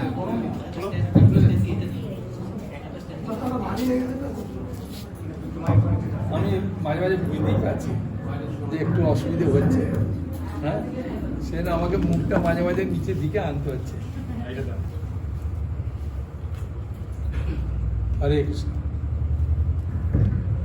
হরি বল। সেজন্য রাধারানীর ভাব অঙ্গকার তিনি আসছেন। সেই চৈতন্য মহাপ্রভু কোথায় হয়েছেন, জন্ম নিয়েছেন? হ্যাঁ, মহাপ্রভু কোথায় জন্ম নিয়েছেন? মায়াপুরে। গঙ্গার পুরো পরে মায়াপুর নামক স্থান, যথায় জন্মিলেন চৈতন্য ভগবান। তাহলে আমরা কোন ধামে আছি এটা আমাদের উপলব্ধি হচ্ছে? হ্যাঁ, আমরা উপলব্ধি যদি করতে পারি ভালো, কিন্তু উপলব্ধি আমরা করতে পারছি না। তবে শাস্ত্রে এটাও আছে যে ডোনেশন বাক্সে ভক্তিতে টাকা দেন আর অভক্তিতে টাকা দেন। হ্যাঁ, সেটা কি ভগবানের সেবা লাগবে কি লাগবে না? হ্যাঁ, এরকম কিছু সান্ত্বনা বাক্যে থাকি যে ভাই ডোনেশন বাক্সে যদি ভক্তিতে টাকা দিয়ে অভক্তি টাকা দিয়ে ভগবানের সেবা লাগে, এখানে কিছু না ভাই বলছে শুনে দণ্ডবতের ফল। হ্যাঁ, তো কমসে কম দণ্ডবতের ফল পাচ্ছি। ভক্তি বিনোদ ঠাকুর বলছেন, শত বৎসর সপ্ত তীর্থে যাহা মিলে ভাই, নবদ্বীপে এক রাত্র বসে থাকা পায়। তা ভাই সপ্ত মুক্তির তীর্থ আছে, অযোধ্যা, কাশী, কাঞ্চি, উজ্জয়ন, মথুরা, এইসব ভাই শত বছর থাকলে যা ফল এখানে ভাই থাকলে আমার এই ফল, তাহলে তো আমার লাভ আছে। হ্যাঁ, তাহলে তো আমার একটা সুবিধে হলো। হ্যাঁ, তাই এইটা কমসে কম তো ফল লাভ করি, তাই না? এইভাবে মনকে সান্ত্বনা দিতে পারি যে ভাই ধামে আছি, কমসে কম তো প্রসাদ পাচ্ছি। হ্যাঁ, প্রসাদ পাচ্ছি, কোনো অসুবিধা নেই। হ্যাঁ,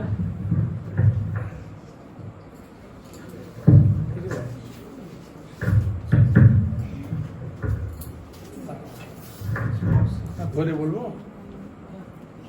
কোনো অসুবিধা নেই, আমি তো চশমা নিচ্ছি না। হ্যাঁ, দেখ। হরে কৃষ্ণ, হরি বল, হরি বল। ঠিক আছে।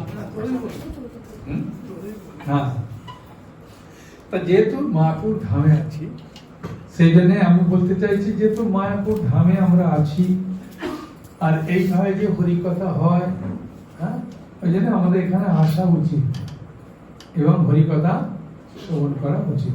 এখানে এই সুযোগগুলো আমরা সবসময় কি হবে পাবো না।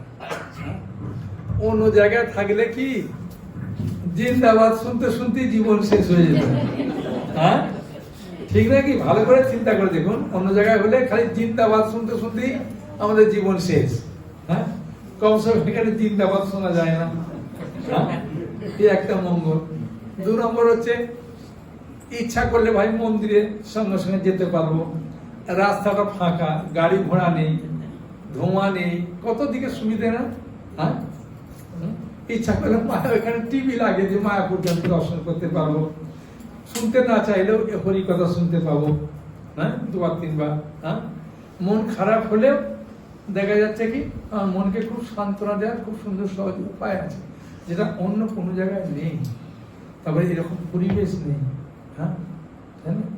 তা এর মধ্যে থেকে আমরা একটা জিনিস আমাদের চিন্তা করতে হবে যে যখন কড়াইতে ছোলা বা মটর ভাজে তখন 2-1টা ছিটকে যায়, দেখেছেন? আর যেটা ছিটকে যায় সেটা কিরকম? সেটা খোলাটা ছাড়াতে খুব সহজ না শক্ত? হ্যাঁ, সহজ। ওটা নরম হয় না শক্ত হয়? নরম হয়। হ্যাঁ, কিন্তু সব ছোলাগুলো কিন্তু ছিটকে যায় না, তাই না? যেগুলো যায় সেগুলো ফেটে যায়, নরম হয়, খেতে টেস্ট আলাদা, হ্যাঁ, ছাড়াতেও আলাদা। তাই আমাদের জানতে হয় ভাই, আমরা এরকম ছিটকে এই মায়াপুর ধামে চলে এসেছি, হ্যাঁ, দেখেছেন, অন্য জায়গায় যায়নি। তাই ওই জন্যে আমাদের যে কোনো সময় খুব সহজ যেমন খোলা যায় টেস্ট, সেটা আমরা যে কোনো সময় হরি কথা শুনতে পাই, যে কোনো সময় সাধু সঙ্গ করতে পারি, আমরা যা খাই প্রসাদ খাই, হ্যাঁ, বুঝেছেন। এগুলো আমরা যদি একটু উপলব্ধি করে আস্তে আস্তে কি হবে আমাদের, কি হবে, ভক্তি, আমাদের ভক্তিতে মনে আনন্দ পাবো যে ভাই বহু জন্মের ফলে এখানে চলে এসেছি, ঠিক নেই, যদি আমাকে বোটানিক্যাল গার্ডেনের পাশে দিয়ে দিতে পারি, হ্যাঁ, তাহলে ওই ছেলে মেয়েদের খালি পার্কে ছবি তোলাই দেখতাম রাতে, হ্যাঁ, আর কিছু চোখে পড়তো না। তো এখন ভগবান আমাদেরকে অন্য গার্ডেনের কাছে দিয়েছে, হ্যাঁ, ভগবানের একটা সৌন্দর্য, এরা একটা সুন্দর জায়গায় এসেছি, পড়েছি, সেই জন্য নিজেকে খুব ধন্যবাদ মনে করা উচিত। এখন ললিতা সখীর আবির্ভাব, হ্যাঁ, তাই না, তার ললিতা সেবী সখী, একবার দেখি বাবা মার নামটা কমসে কম, তো উঁচা গায়েতে ললিতা সখী বাড়ি, হ্যাঁ। আর যেহেতু রাধারানীর প্রকাশ, এই অষ্ট সখী রাধারানীর কাছ থেকে প্রকাশ হয়েছে, ওই জন্য ওদের জন্মটা যেমন কাছাকাছি, সবাই বিয়ে হয়েছে সব জাগটে, সব রাধারানীর কাছাকাছি বিয়ে হয়েছে জাগটে, বুঝেছেন। আমাদের মনে রাধারানীর সম্বন্ধে কি প্রশ্ন আসে, হ্যাঁ, বলুন। প্রথম প্রশ্ন আসে আমাদের রাধারানী নিয়ে, যে রাধারানী আয়ান ঘোষকে বিয়ে করলো, অভিমন্যুকে, মনে প্রশ্ন আছে কিনা, হ্যাঁ, কাকে বিয়ে করেছে, আয়ান ঘোষ, হ্যাঁ। তো এই মনে প্রশ্নটা আসে, লোকেরা যখন করে তখন কি উত্তর দেবেন, কি উত্তর দেবেন, হ্যাঁ, বলুন। রাধারানী হচ্ছে শ্রীকৃষ্ণের ছায়া স্বরূপ, ঠিক আছে, এক নম্বর। দু নম্বর হচ্ছে এই যে রাধারানীর সঙ্গে বিয়ে হলো, হ্যাঁ, কৃষ্ণ সবকিছু করতে পারে, কিন্তু কেউ যদি অভিশাপ দেয় সেটা কৃষ্ণ খণ্ডন করতে পারে না, ঠিক আছে। যদি কেউ অভিশাপ প্রাপ্ত হয় সেটা কৃষ্ণ খণ্ডন করতে পারে না, হ্যাঁ, সবকিছুকে কৃষ্ণ পারে, কিন্তু অভিশাপকে কৃষ্ণটা ফলপ্রসূ করে। সেই জন্য ওর নিজের ভাগনা, হ্যাঁ, কি নাম, অভিমন্যু। অভিমন্যু যেহেতু তার নিজের ভাগনা, একটাই ভাগনা, একটাই বোন, তার আবার ভাগনা আর বউ, হ্যাঁ, তাই না, তার পেটে আবার একটা সন্তান আছে, হ্যাঁ, সে কোনোদিনও বাবাকে দেখতে পাবে না। এই অবস্থায় কৃষ্ণ মারল, বোন দুঃখ পাবে, হ্যাঁ, ভাগনা বইয়ের সন্তান আছে, সে কখনো তার বাবাকে দেখতে পাবে না, এই অবস্থা মারলো। কেন কৃষ্ণ রক্ষা করতে পারলো না? লোকেরা বলে অনেকে, আরে বাবা কৃষ্ণ তার ভাগনাকে রক্ষা করতে পারেনি, রামচন্দ্র তার স্ত্রীকে রক্ষা করতে পারেনি, হ্যাঁ, তাই এইগুলা তাহলে আর কি, হ্যাঁ। রাধারানী এতদিন যার সঙ্গে প্রেম করলো তাকে বিয়ে করতে পারলো না, অন্যজনকে বিয়ে করলো। লোকেরা এরকম ভাবে কিছু কিছু ঠাট্টা বিদ্রুপ কথা বলে। এখন তারা বলে কারণ কি, না এর প্রকৃত তত্ত্বটা তারা বুঝতে পারে না, যে সত্যি করে কি কৃষ্ণ এই যে এগুলো যে করছে এর মূল কারণটা কি। শ্রীরাম হচ্ছে তার ভাই, রাধারানীর ভাই শ্রীরাম, হ্যাঁ, কোথাও শ্রীরামা লেখা আছে, শ্রীরাম। আর একটা বোন ছিল, অনঙ্গ মঞ্জুরি বলে একটা বোন ছিল, ছোট বোন রাধারানী। এখন শ্রীরাম কৃষ্ণ, এটা হচ্ছে গোলক বৃন্দাবনে এই লীলাটা হচ্ছে। কোথায় হচ্ছে? গোলক বৃন্দাবনে, হ্যাঁ, বুঝেছেন। ললিতা সখীটা একটু বলবো লাস্টে, চিন্তা করি। তা কৃষ্ণ রাধারানী সবাই গোলক বৃন্দাবনে আছে, গোলক বৃন্দাবনে আছেন। কৃষ্ণ সবসময়ের জন্য কোন কুঞ্জের লীলা বিলাস করে। তা বিরজা বলে একজন সখী, তা ও রাধারানীকে যে রাস্তা দিয়ে যায় কৃষ্ণ সেই রাস্তার ধারে দাঁড়িয়ে থাকে খুব সুন্দরভাবে সাজগোজ করে, আর কুঞ্জটা খুব সুন্দরভাবে সাজায়। কৃষ্ণ কৃষ্ণ আমার পুজো এসো না, না রাধে রাগ করবে। হ্যাঁ, ও তাহলে কবে আসেন বলুন? একটা দিন তো আসুন, একটা দিন তো কথা দেন। এখন বলতে বলতে রাধারানী এখন কৃষ্ণ কথা দিয়ে দিয়েছে, ঠিক আছে বিরোধা, কালকে তোমার কুঞ্জে যাবো, হ্যাঁ কাকু বলো না, ঠিক আছে কাকু বলো। তা কারো কুঞ্জে যখন কেউ নেমন্ত্রণ, কারো বাড়িতে যদি কেউ নেমন্ত্রণ যাবে, যদি বলে গুরু মহারাজ আপনার বাড়িতে যাবে, আপনি বাড়িটা সাজাবেন কিনা? হ্যাঁ, আলপনা টালপনা দিয়ে রান্না টান্না ভালো করে করবেন কিনা? হ্যাঁ, গুরু মহারাজ আসবেন ভাই, কারো হাজবেন্ড ঠাকুর বলতে বারণ করেছে। সেরকম কৃষ্ণ যাবেন, তার বিরুদ্ধে খুব সুন্দরভাবে নিজেকে সাজিয়েছে, সাজিয়ে রাস্তায় দাঁড়িয়ে আছে, কুঞ্জটা সাজিয়েছে।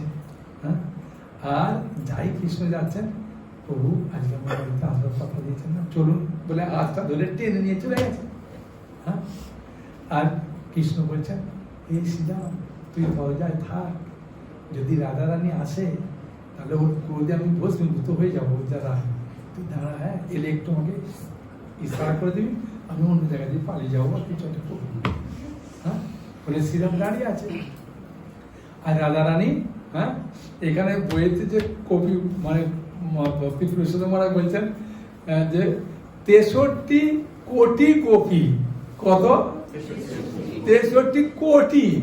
হ্যাঁ, আমাদের ভক্ত বলছিলেন যে মহারাজ তাহলে ওই যে রথটা করে এসেছিল প্লেনটা তাহলে কত বড় ছিল, ওরা তো গোনা পড়েছিল, দাঁড়ালেও তো একটা জায়গা লাগবে। হ্যাঁ, তখন বলছে ওগুলো বিচার করবে না। হ্যাঁ, যেমন আমাদের একটা ভক্ত, সে একটা হাসির কথা, বৃন্দাবন যাবো, তখন মহারাজ বলছে বৃন্দাবন যাবে তোমার, তখন ও হঠাৎ ভাবে বলে দিয়েছে যে মহারাজ আমার মনে একটা প্রশ্ন লাগছে, ওই 9 লক্ষ গরু তো তা পেশাব করলে কোথায় জমতো, আর যাই বলেছে, আর মহারাজ বলছে নাম কাট, নাম কাট, নাম কাট, এখনই নাম কাট, এই জড় বুদ্ধিতে বৃন্দাবন যাবে।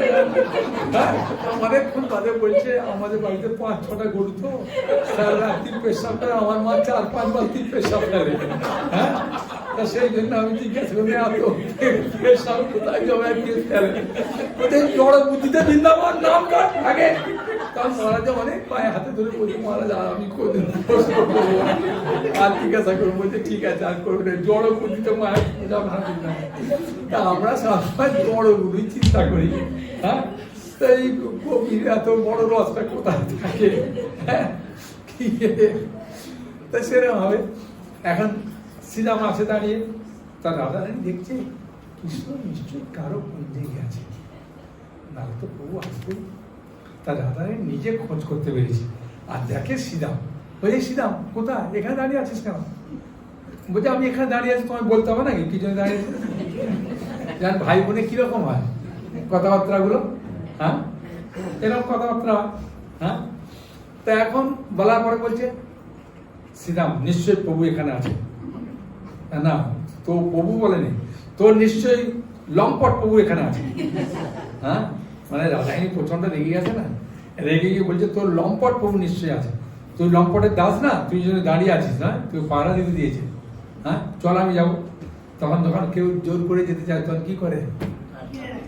হ্যাঁ, আটকে দেন। কিন্তু রাধারানী কি করছে? শ্রীরামকে ঠেলে দিতে গেছে।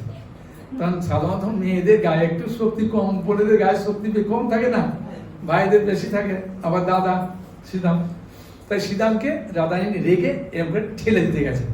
হ্যাঁ, তখন ঠেলে দিতে গেছে কিন্তু শ্রীরাম পড়ে যায়নি। হ্যাঁ, আর শ্রীরাম কি করেছে? রাধারানীকে দিয়েছে ঠেলে। হ্যাঁ, যখন ছেলে ঠেলে মেয়েকে তখন তো শক্তিটা বেশি না, এমন ঠেলে দিয়েছে আর রাধারানী উল্টে পড়ে গেছে।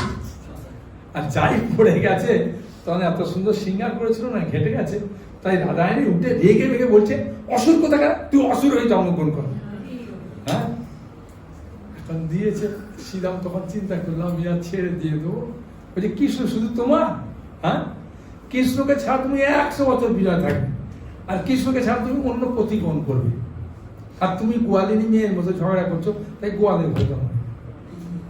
3-4টে অভিশাপ দিয়ে দিয়েছে, করার নেই। শ্রীরাম হ্যাঁ এখন ভেতরে ঢুকেছে। অভিশাপ দেওয়ার পরে মুখ টুকগুলো কেমন হয়? হ্যাঁ, রাগ টাগ হয় না, একদম চোখ মুখ লাল হয়ে যায় না, তার চোখ মুখ লাল হয়ে গেছে, আর এরকম জোরে জোরে কথা বলছে না, এবার ভিতরে যাচ্ছে। কৃষ্ণ দেখলো ভাই এখনই আমার অবস্থা খারাপ করে দেবে, তাই কৃষ্ণ সঙ্গে সঙ্গে ওখান থেকে পালিয়ে গেছে। আর বিরজা সঙ্গে সঙ্গে চিন্তা করলে এখন তো অবস্থা খারাপ, তাই তিনি নদী হয়ে বইতে শুরু করেছে। যাই নদী হয়ে বইতে শুরু করেছে, কৃষ্ণের সঙ্গে সঙ্গে এই রাধারানীর সঙ্গে সঙ্গে বলে, ও তোমার নদী হওয়ার সব নদী হয়েই থাকো। হ্যাঁ, বিরজার নদী হয়ে গেল। হ্যাঁ, তারপরে কৃষ্ণ, হ্যাঁ, সেই সময়তে কোথাও কোথাও আছে কৃষ্ণ ওইতে ভয়েতে সাপ হয়ে যাচ্ছে। তখন কৃষ্ণ বুঝতে পেরেছে, ও তুমি সাপ হয়ে যাচ্ছ, আমি ময়ূরীও তোমাকে খাবো। সাপ ময়ূরী খায় না, তা ময়ূরীর রূপ ধারণ করে খেতে যাচ্ছে। তখন কৃষ্ণ দেখবে ভাই আমাকে এক্ষুনি খেয়ে দেবে, তখন সে তার রূপ প্রকাশ করেছে। তখন রাধারানী প্রকাশ করে বলছে, আমাকে সীতা এরকম অভিশাপ দিয়েছে। হ্যাঁ, কোনো চিন্তা করো না, সব আমারই ইচ্ছায় হয়েছে।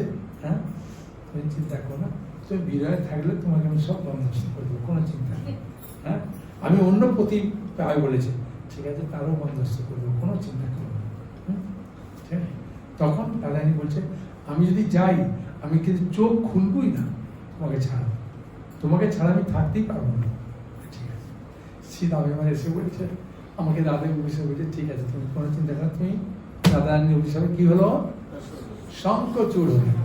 হ্যাঁ, তুলসীকে বিবাহ করে তারপর রাধারানী এলেন অভিশাপটা, বুঝলেন 100 বছর বিরহে, এবং সেই সময় অন্য প্রতিক্রিয়া বলেছেন। হ্যাঁ, তাই সেই জন্য শ্রীকৃষ্ণের অ্যাকচুয়ালি ছায়া সঙ্গে যখন অভিমন্যুর সঙ্গে বিবাহ হয়, হ্যাঁ, রাধারানী, তখন কৃষ্ণ এমন ভাবে কান্না করতে শুরু করেছে। হ্যাঁ, তখন বলছে আমি ওর কোলে বসবো। তখন বাচ্চা যদি কেউ কান্না করে যে আমার কোলে বসবে বা আমার কোলে উঠবে, তখন বাচ্চাকে কি করবে, করে নেবে কিনা? হ্যাঁ, ঠিক আছে, ঠিক আছে, বাচ্চা ভাই আমার কোলে বসবো। হ্যাঁ, যখন বিয়ে করার জন্য ওই অভিমন্যু হাত বাড়িয়েছে, তখন কৃষ্ণ তার উপরে হাত কাটিয়ে দিয়েছে, বাচ্চা হাত দিয়েছে, রাধারানী কৃষ্ণের হাতে দিয়েছে। মানে রাধারানী কোনোদিনও এই অভিমন্যু কোনোদিনও রাধারানীর শরীর কষ্ট করেনি, যা কিছু। সেই জন্য এই যে এই অভিশাপ প্রাপ্ত এগুলো সবই হচ্ছে কি একটা লীলা করছেন কৃষ্ণ এই জগতে, যা কিছু করছেন। হ্যাঁ, এখন এইসব লীলার মাধ্যমে, হ্যাঁ, যারা ভক্ত নয় তাদেরকে দূরে সরিয়ে দিচ্ছে, আর যারা ভক্ত তাদেরকে কৃষ্ণ কাছে আছে। হ্যাঁ, সেই জন্য ভগবান হচ্ছে ভক্ত বৎসল, আর ভক্ত কি অভক্ত বৎসল। ভক্ত কি অভক্ত বৎসল, আর ভগবান ভক্ত বৎসল। ভগবান ভক্ত ছাড়া কারো কাছে যাবে না।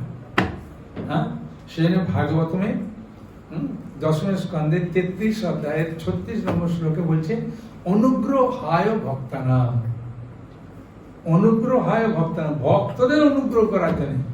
মানুষম দেহ মাশ্রিত, আমি এই মনুষ্য শরীর লাভ করি শুধু ভক্তদের আনন্দ দেওয়ার জন্য। আর ভজদের তাদৃশিক ক্রীড়া, আমি যেগুলো ভগবান লীলা করে উপভোগ করি না, আনন্দ উপভোগ করি, সেটার মূল কারণ কি, যাশ্রুতা তৎপরভাবে, যাশ্রুতা যেটা শ্রবণ করে আমার সেবায় ভক্তরা নিযুক্ত হয়। সেই জন্য আমি এগুলোতে লীলা বিলাস করি, আমার কথাগুলো শুনে খুব আনন্দ পায়। হ্যাঁ, বুঝেছেন? কতক্ষণ ক্লাস? প্রশ্ন তা সেই জন্য কৃষ্ণ এই যে রাধারানীর এই যে লীলা, এগুলোর মূল কারণ হচ্ছে কি ভক্তদের শুধু আনন্দ দেওয়া যায়। এখন ভক্তরা, হ্যাঁ, অভক্ত বৎস, যারা অভক্ত তাদের কাছে গিয়ে বলবে, চলো না গো, হ্যাঁ, অমুক জায়গাটা ক্লাস হচ্ছে, হ্যাঁ, খুব সুন্দর প্রসাদ দেয়। ও কখন প্রসাদ দেয়? ওই 8টার সময় দেয়। তাহলে আমি 8টা বাজে 10 মিনিট আগে যাবো। ঠিক আছে, তাহলে হ্যাঁ তাই। হ্যাঁ, এসেছে, কথা বলে কি প্রসাদ হবে না, একটু কাহিনী চলছে তো, আর 5 মিনিট মধ্যে হবে। হ্যাঁ, দেখছি এখন কোথায় যাবো ভাই, দাঁড়িয়ে শোনে, তা শুনতে শুনতে চিন্তা করে ভালো লাগে তো, কি রোজ হয়? হ্যাঁ রোজ হয়। তাই এরকম প্রসাদ দেয়? হ্যাঁ, তাহলে আমি যখন সময় পাবো আসবো। হ্যাঁ, কাকে বলতে হবে না, কাকে বলতে হবে, তুমি আমার সাথে দেখা করলেই হবে। ও ঠিক আছে বলে এইভাবে অভক্তের কাছে ভক্তরা গিয়ে এইভাবে বলে বলে আনে। তারপরে যখন ভক্ত হয় তখন ভগবান তাকিয়ে দেখে। হ্যাঁ, তার আগে ভগবান তা খায় না। হ্যাঁ, সেই ভগবান হচ্ছে ভক্তবৎস, আর ভক্ত হচ্ছে অভক্তবৎস, অভক্তদের টেনে টেনে নিয়ে আসে। হ্যাঁ, তাই ললিতা সখী উঁচা গায়েতে তার জন্ম। হ্যাঁ, আর ললিতা সখী বাবার নাম হচ্ছে বিশ্বকা। হ্যাঁ, বুঝেছেন? মায়ের নাম হচ্ছে সারদা। এবং তার গায়ের রং হচ্ছে কি, তার গায়ের রং হচ্ছে গোরচনার মিঠি। গোমাতা যে পেশাব করে যেরকম রংটা পীতবর্ণ কাঁসারের মতো, হ্যাঁ, সেই রকম রং হচ্ছে তার। আর তিনি ময়ূরপুচ্ছ বর্ণের বসন পরিহিত। হ্যাঁ, যে কাপড়ে ময়ূরপুচ্ছ যে ল্যাগ সেরকমভাবে থাকলে ও পড়তে খুব ভালোবাসে। আর ললিতার কুঞ্জ হচ্ছে বিদ্যুৎ বর্ণের। হ্যাঁ, তার যে কুঞ্জটা কিরকম, বিদ্যুৎ বর্ণের। তার ভাব হচ্ছে বিশুদ্ধ খণ্ডিতা। তিনি বীণা বাদনের সুনিপুণা, তিনি বীণা বাজাতে খুব ভালোবাসেন। হ্যাঁ, পারে। দিব্য প্রেমিক যুগল রাধা শ্যামের প্রতি তার সেবা তুচ্ছ, তাদের তাম্বুল নিবেদন করে। আরেকটা হচ্ছে কি, ওই কৃষ্ণ রাধারানীর সঙ্গে যে প্রেম কলহ হয়, এই ললিতা গিয়ে সামঞ্জস্য করে। হ্যাঁ, বুঝেছেন? যে কোনো কিছু সমস্যা হলে এই ললিতা এই যায়। একবার কৃষ্ণ রাধারানীর সঙ্গে লীলা করতে করতে ঘুমিয়ে পড়েছে, আর ভোর হয়ে যাচ্ছে, তখন যোগমায়া বলছে এই, হ্যাঁ, ডাক। সমস্ত পক্ষীরা ডাকছে, ময়ূরী ডাকছে, আর রাধারানী এমন ঘুমাচ্ছে, ঘুমই ভাঙছে না। হ্যাঁ, তখন যোগমায়া চিন্তা করছে আজকে ধরা পড়বি একদম, যা হাটে বাজারে একদম মার খাওয়ার মতো হচ্ছে। তখন যোগমায়া কি করেছে, তাকে কোলে করে তুলে নিয়ে একবারে রাধারানীর বাড়িতে দিয়ে এসছে, আর কৃষ্ণকে কৃষ্ণ বাড়িতে দিয়ে এসছে। হ্যাঁ, যশোদা মা এসব চিন্তা করে না। যশোদা চিন্তা করে, আরে কৃষ্ণর গাড়িতে এটা কোথা থেকে এলো, মনে হয় দাওজির কাছ থেকে ওদের নিয়ে নিয়েছি এরকম। হ্যাঁ, বলে কোনো সন্দেহ করে না। কিন্তু বুড়ি মানুষটা কি হয়, রাত্রে ভালো ঘুম হয় না। হ্যাঁ, যারা বয়স্ক হয় তাদের ঘুম হয় না। হ্যাঁ, আর রাধারানীর দিদিমা, হ্যাঁ, মুখরা, কি নাম, মুখরা। হ্যাঁ, আর দাদুর নাম হচ্ছে বিন্দুক। হ্যাঁ, মামা বাড়ি। তো এখন মেয়েরা সবসময় বলে একটু তাকায় কোন জায়গায় কি করছে না করছে, ছেলেরা অত পাত্তা দেয় না, তা করছে। তো মুখরা রাত্রিবেলা কৃষ্ণের গায়ে দেখছে যে পীতবর্ণের একটা উত্তরী গায়ে দিয়ে কৃষ্ণ হনন করে যাচ্ছে। জো আমার নাদুরি সনদায় উঠতে যাচ্ছে নাকি, দাঁড়া দাঁড়া দেখাচ্ছে তোকে। হ্যাঁ, বলে গিয়ে দেখছে দাদি আছে তো। আর সকালা যখন দেখছে, ওই দিন ছিল শনিবার রাত্রি, আর শনিবার পর রবিবার রাত্রে, রাত্রে রাধারানী সূর্য পূজা করতে যায়। হ্যাঁ, সে মুখরা চিন্তা করছেন একটু তাড়াতাড়ি রেখে দিই। হ্যাঁ, তাহলে রাধারানী যাবে, হ্যাঁ, গিয়ে সূর্য পূজা করে তাড়াতাড়ি চলে আসবে, সূর্য উঠলে কষ্ট হবে। তাই গিয়ে দেখে, ওরে বাবা, ওই পিতক্ষণটা গায়ে দিয়ে আছে। ও, রাত্রিবেলা তুমি গিয়েছিলে কারার সঙ্গে মিলন হতে, বলে একটা চিৎকার করে উঠেছে। আর ললিতা বিশাখা দেখছি, আরে এ তো মা ঝামেলা লাগবে, ওর বাবা মা জানতে পারলে তো কেস খারাপ হয়ে যাবে। হ্যাঁ, এ তো বুড়ি এরকম চিৎকার করছে। ওই তোমার ওই চোখটা বয়স হয়ে গেছে তো দেখতে পাচ্ছ না। হ্যাঁ, দেখো নাকি, বলে জানলাটা খুলে দিয়েছে হট করে। আর জানলা খুলে দিতে সূর্যের আলোটা পড়েছে, পড়তে ওই রংটা অন্যরকম হয়ে গেছে। তখন বলছে আসলে কি আমি দেখলাম, এখন তো একটু অন্যরকম দেখছি, সত্যি আমি ভুলই করেছি মনে হয়। হ্যাঁ, বলে সঙ্গে সঙ্গে টেনে দিয়ে, হ্যাঁ, অন্য একটা উত্তরী গায়ে দিয়ে দিয়েছে, ওর না, হ্যাঁ, গায়ে দিয়েছে। তবে যে তুমি ভালো করে দেখো, দেখো ভালো করে দেখো এটা কি, বলছে হ্যাঁ আমি যে পড়লাম ভুলই পড়লাম।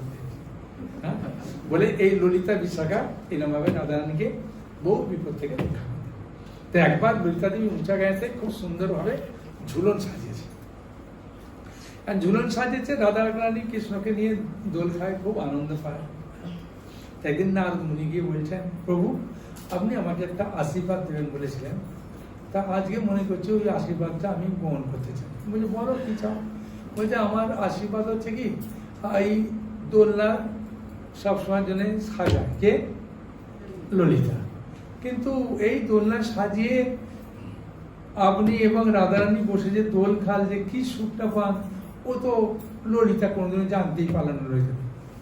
তাই আমার এটা আশীর্বাদ যদি দিতে চান, আজকে আমার ইচ্ছা যে আপনি ললিতাকে নিয়ে একটু দোল খান, তাহলে আমি খুব খুশি হব, এটাই আমার পাওনা। তখন কৃষ্ণ বললেন ঠিক আছে তোমার আশীর্বাদটা আমি মিটিয়ে দিচ্ছি, যা বর চেয়েছিলে একটা দেবো, এইটা তুমি বর চাও, যাও যাও আজ করে নেবো। তো করেছে সাজতে, রাধারানী দেরি হচ্ছে। তখন কৃষ্ণ দোল্লায় খাই বলছে আমার একা ভালো লাগছে না ললিতা, তুমি আমার পাশে বসলে খুব ভালো লাগে, আর আমার ভক্ত না আরো তুমি কথা দিলাম, হ্যাঁ তুমি একটুখানি বসো, একটু দোল খেয়ে দেখো কত আনন্দ পায়, তারপর তুমি নেবে যাবে, তাহলে তুমি আরো করে দোল্লা সাজাতে পারবে, ঠিক না?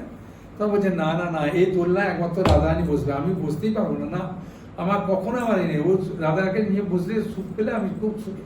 বলছে আরে এসো না একবার, কে দেখবে, রাধারানী আস্তে আস্তে তোমাকে নামিয়ে দেবো, তো 3-4 বার আসবে যাবে হয়ে যাবে। তখন রাধারানীকে এই ললিতাকে চুপ জোর করে বসে কৃষ্ণের কাছে বসে দোল খেতে শুরু করেছে। আর যাই দোল খেতে শুরু করেছে, দোল দিচ্ছে, সঙ্গে সঙ্গে নারদমুনি চলে গেছে রাধারানীর কাছে। বলছে আর সাজগোজ না করলেও হবে, কেন দোল খাচ্ছে তো খাচ্ছে, আর কি বলবো বলে নারদ একদম সঙ্গে সঙ্গে পালিয়ে গেছে। তো রাধারানী উঁকি মেরে দেখছি, ওরে বাবা, আমি যেটা সন্দেহ করেছিলাম সেটাই হলো, এত সুন্দরভাবে সাজানোর মূল কারণ হচ্ছে ও তোমার মনে এই অভিলাষ ছিল যে প্রভুকে নিয়ে দোল খাবো আর ওই জন্য সাজাও। আর রাধারানী এসে একদম সব একদম খুলে ফেলে দিয়ে রেগে মেগে বসে আছে। তখন ললিতা বলছে রাধের দেরি হচ্ছে, মানে কিছু একটা হয়েছে, চলো আমি দেখতে চাই, আমার মন ভালো লাগছে। বলছে আরে বসো না, রাধে আসে না, বলছে না না আমি বসবো না, আর বসবো না, হ্যাঁ বলে নেমে গেছে। তখন যাই ললিতা গেছে, রাধারানী একদম রেগে মেগে ললিতাকে বলছে হ্যাঁ তোমার মনে এইরকম, হ্যাঁ মুখে এরকম ভাব আর হৃদয়ে একরকম ভাব, তুমি প্রভুকে নিয়ে দোলনায় বসে দোল খাওয়ার বড় ইচ্ছা, একদম বলে একদম ললিতা অনেকবার বলছে কিন্তু কোনো মতেই দিতে পারছে না। কৃষ্ণ এসে বলছেন রাধে তোমাকে একদিন বললাম না আমার ভক্ত নারদকে বিশ্বাস করবে না, তুমি বললে না না নারদকে আমার কোনো অসুবিধে করে না, নারদ মতো ভক্ত হয় না।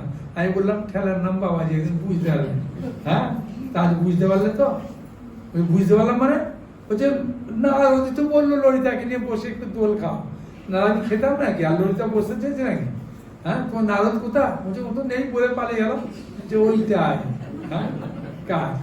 তো এইভাবে নারদ সবসময় জন্যে যা কিছু করে নারদ, হ্যাঁ আপাত দৃষ্টিতে খারাপ মনে হলো, তার মধ্যে দিয়ে অনেক কিছু সুন্দর সুন্দর শিক্ষণ আছে, হ্যাঁ সেই জন্যে রাধাকৃষ্ণ লীলা খুব মধুর লীলা।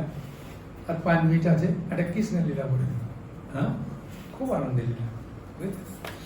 এখন একদিন কৃষ্ণ হঠাৎ ভাই বলছেন মা মা মা আজ না আমি বাবার হাতে খাবো। বাবা কি বলবে, না তোকে খাওয়াবো না, হ্যাঁ তুই তোর মতো খা আমি আমার মতো খাই, বলবে কি করবে, হ্যাঁ তোর মাও আনন্দ পাবে বাবা আনন্দ পাবে কিনা, হ্যাঁ তাহলে আজকে কানাই আমার একটু বেশি খাবে, বাচ্চারা খেলে বেশি মায়ের আনন্দ হয় কিনা, মায়েদের খুব আনন্দ হয় না।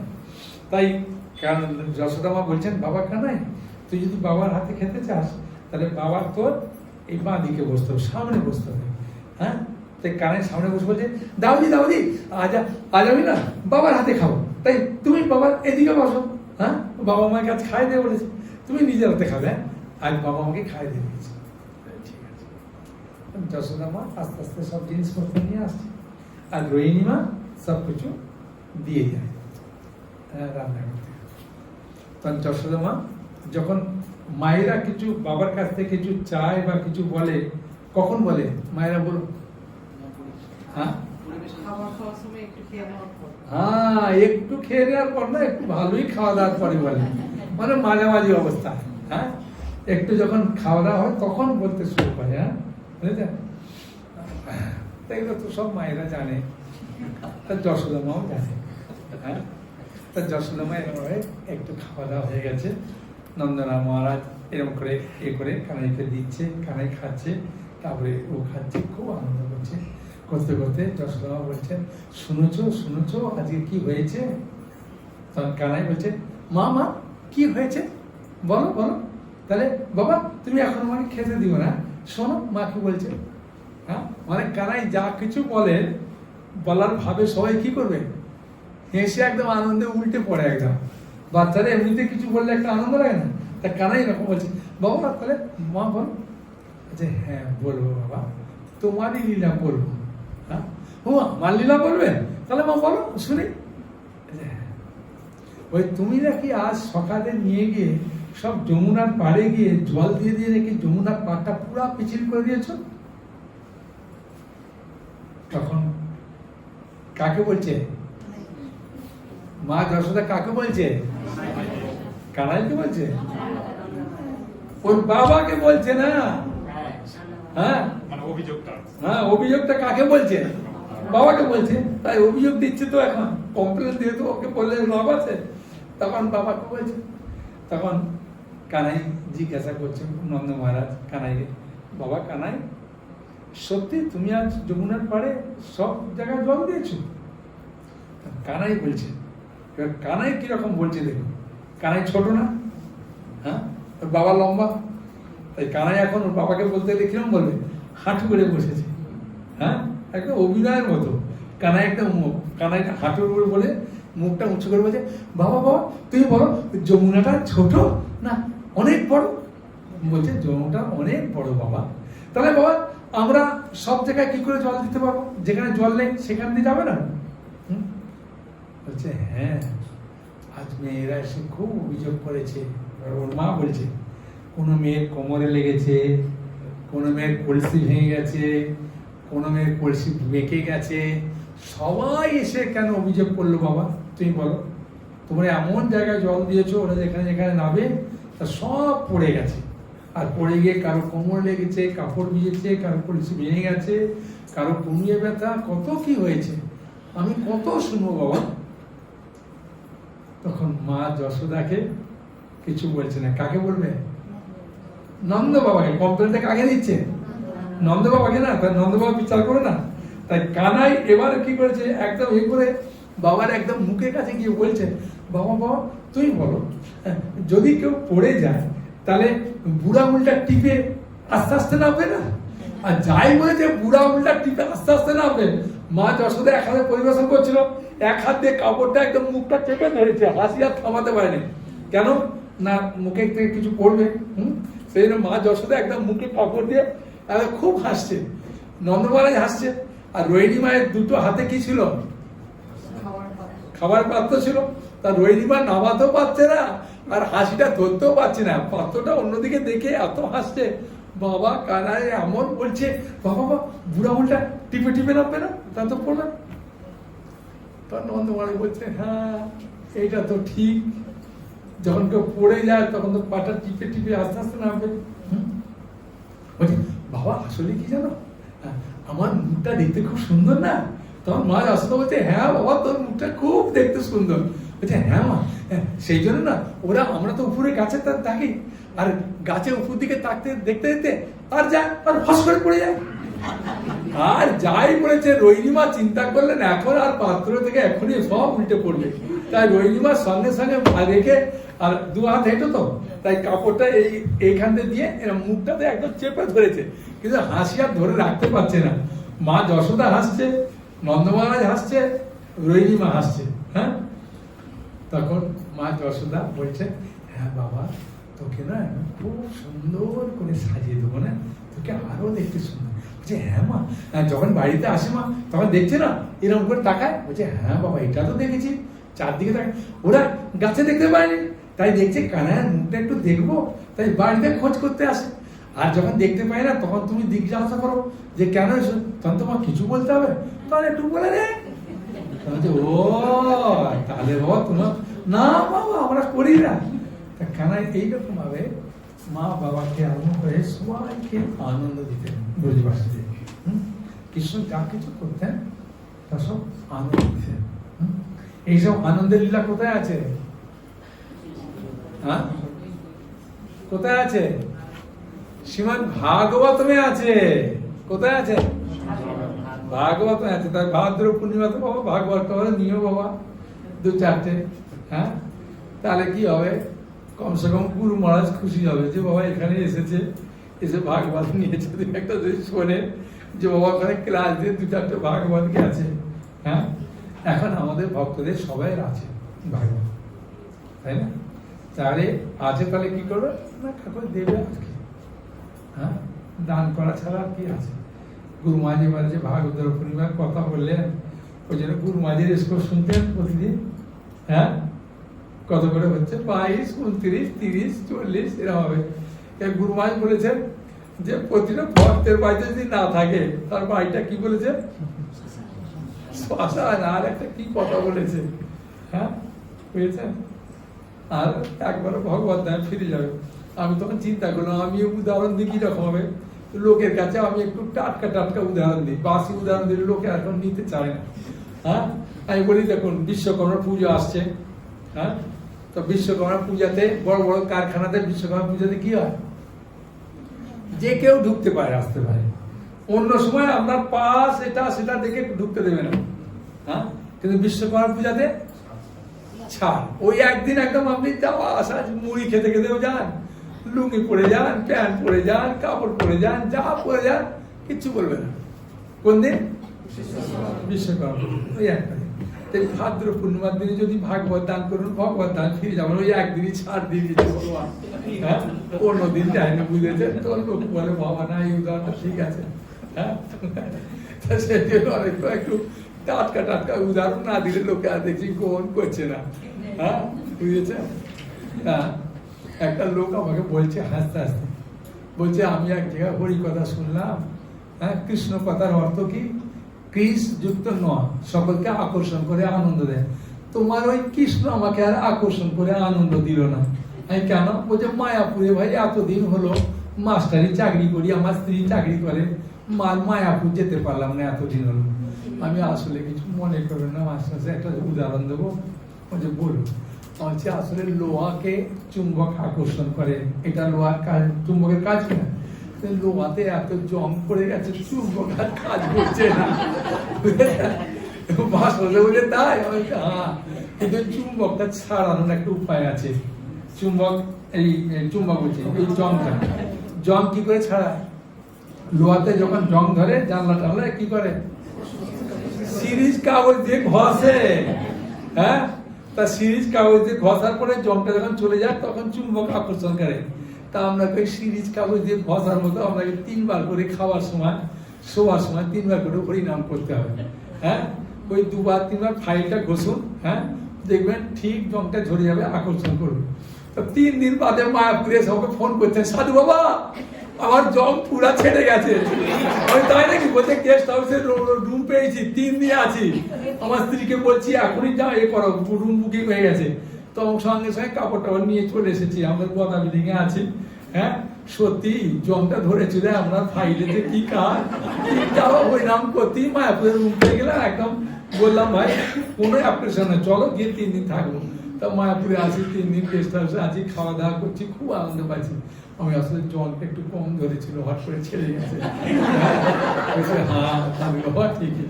তো সেরকম হরিনামের অনেক মাহাত্ম আছে। হ্যাঁ, বলুন, কোনো প্রশ্ন থাকলে বলুন, মন খুলে বলতে পারেন, কোনো অসুবিধা নেই। হ্যাঁ, বাচ্চা ছেলেকে যখন মা দাঁড় করায়, কোথায় দাঁড় করায় বলুন? সব মায়েদেরই প্রশ্ন। হ্যাঁ, বাচ্চা ছেলেকে যখন মায়েরা দাঁড় করায় কোথায় দাঁড় করায় বলুন? সব মায়েরা বলুন। না না, আগে ওরাই বলুন, কোথায় দাঁড় করায়? হ্যাঁ, করে দাঁড় করায়। বাবা, বাচ্চা মনে হয় অনেক বড় হয়ে গেছে। কোথায় দাঁড় করায়? দেয়ালে দাঁড় করিয়ে দেয়। বাচ্চা যখন দাঁড় করায়, দেখেন না, দেয়ালটা ধরে দাঁড় করায়, হস করে পড়ে যায়, মা ধরে নেয়।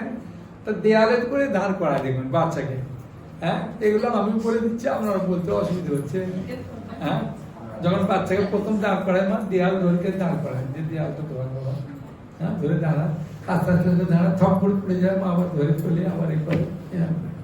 তা আমি জানি অনেক সময় প্রশ্ন করতে গেলে কি করবেন, লজ্জা টজ্জা পেতে পারেন। ওই জন্য আমি জানি যে ভাই ওই দেয়াল ধরে দাঁড় করানোর মতোই বলতে পারেন, কোনো অসুবিধা নেই। বলুন, কোনো মনে প্রশ্ন থাকলে মন খুলে বলতে পারেন, বলুন। তো আপনি বলেছেন যে ভগবান সব করতে পারেন, কিন্তু অভিশাপ ভগবান খণ্ডন করতে পারেন। তো আমাদের যারা ইসকন মানে ভক্তবৃন্দ আছে, ভক্তরা যদি অভিশাপ দেয়, মানে ধরুন মায়াপুরে আমরা যারা বর্তমান আছি, তাদের অভিশাপ কি ভগবান খণ্ডন করতে পারবে? ভগবান পারবে। কে পারবে? ওই ভক্ত। ভক্তটা। কিন্তু মায়াপুর নামে একটা গোপন তত্ত্ব আছে, এগুলো বললে বাবা আমার অসুবিধা হয়ে যাবে বলে বলিও না। ওই যার জন্য অপরাধ আছে, তার জুতো যদি কোথাও খুলবে দেখে যদি সেখানে পায়ে হাত দিয়ে যদি মাথা দিয়ে দেবো তো ক্ষমা হয়ে যাবে। বলে মহাপুর ধামে একটা বিরাট গুণ। হ্যাঁ, ভক্ত অপরাধ নেয় না, কিন্তু কে অপরাধ নেয়? ভক্ত অপরাধ নেয় না, কি অপরাধটা কে নেয়? ভক্তের চরণের ধুলি অপরাধ নেয়। সে যে ধুলিতে হাত দিলে এ হয়ে যায়। যখন অদ্বৈত আচার্যের চরণে সচিমায়ের অপরাধ হলেন, তখন বললেন সবাইকে কৃপা করলেন, মা যে আমি তোমায় কৃপা করবো। তখন তো মা অদ্বৈত আচার্য বলছে না না আমার চরণে অপরাধ হতে পারে না, না না আপনার মা এরকম না, কখনোই নেই, সব চিন্তার বাইরে একদম। বলে অচেতন হয়ে পড়ে গেছে। মহাপুর বলছেন মা এইসব চরণ থেকে ধুলি নিয়ে নাও, ক্ষমা হয়ে যাবে। হ্যাঁ, তখন ধুলি নিলে ক্ষমা। ভক্ত হ্যাঁ অপরাধ ভগবান ক্ষমা করে না। কে করে? ভক্ত। ওই যে শ্রীবাস ঠাকুরের চাপাল গোপাল অপরাধ করলেন, মহাপুর কাটে গেলেন, মহাপুর উদাহরণ দিলেন গায়ে পায়ে কাটা ফুকলে কি কান দিয়ে বেরোবে নাকি? তুমি যাও, যার চরণে অপরাধ হয়েছে তার সঙ্গে যাও। তখন চরণ ধুলি নিল শ্রীবাসে।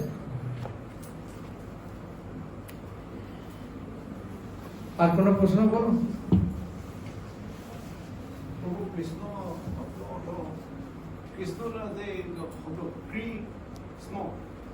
ক্রিস মানে হচ্ছে যিনি সকলকে আকর্ষণ করে, আর মোদান্ন আছে, মোদান্ন মানে সকলকে আকর্ষণ করে আনন্দ দান করে। কৃষ্ণ যিনি সকলকে আকর্ষণ করে আনন্দ দান করে।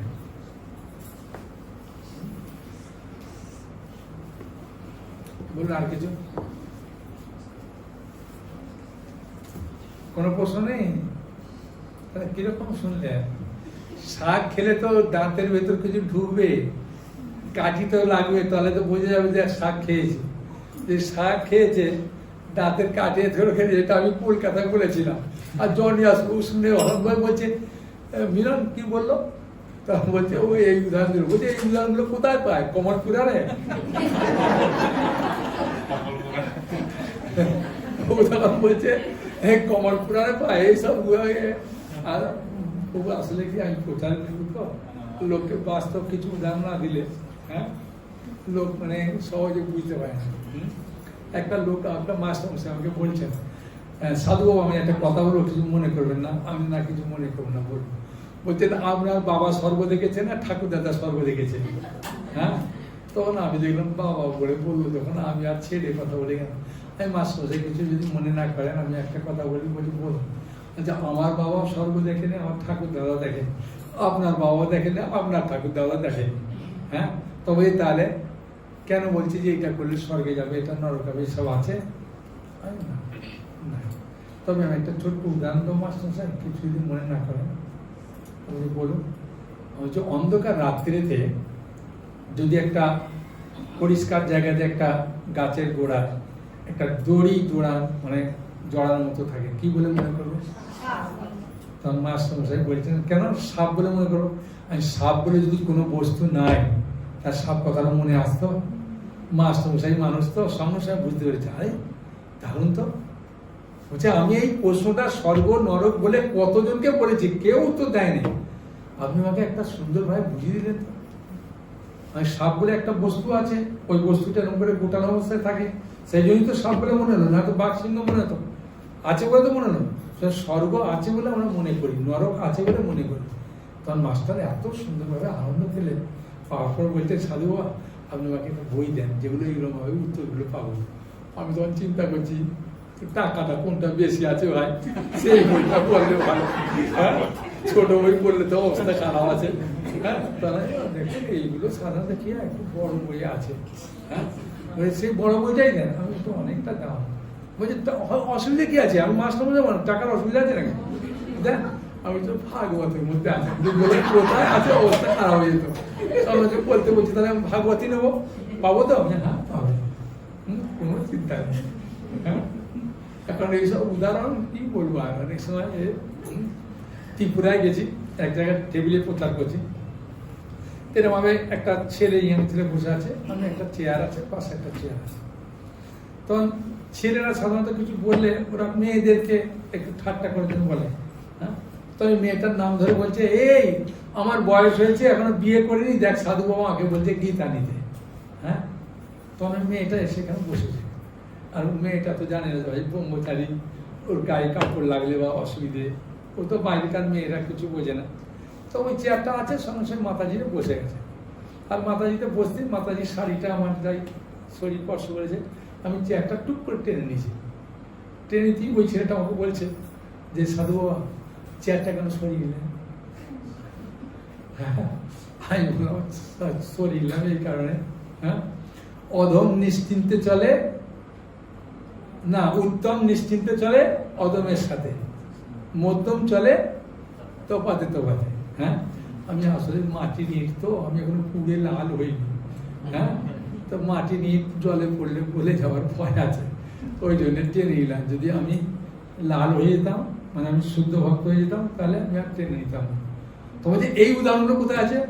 আমি তখন চিন্তা করলাম, তো গীতা তা বলেছে ভাই, তো আর গীতা নেবে না।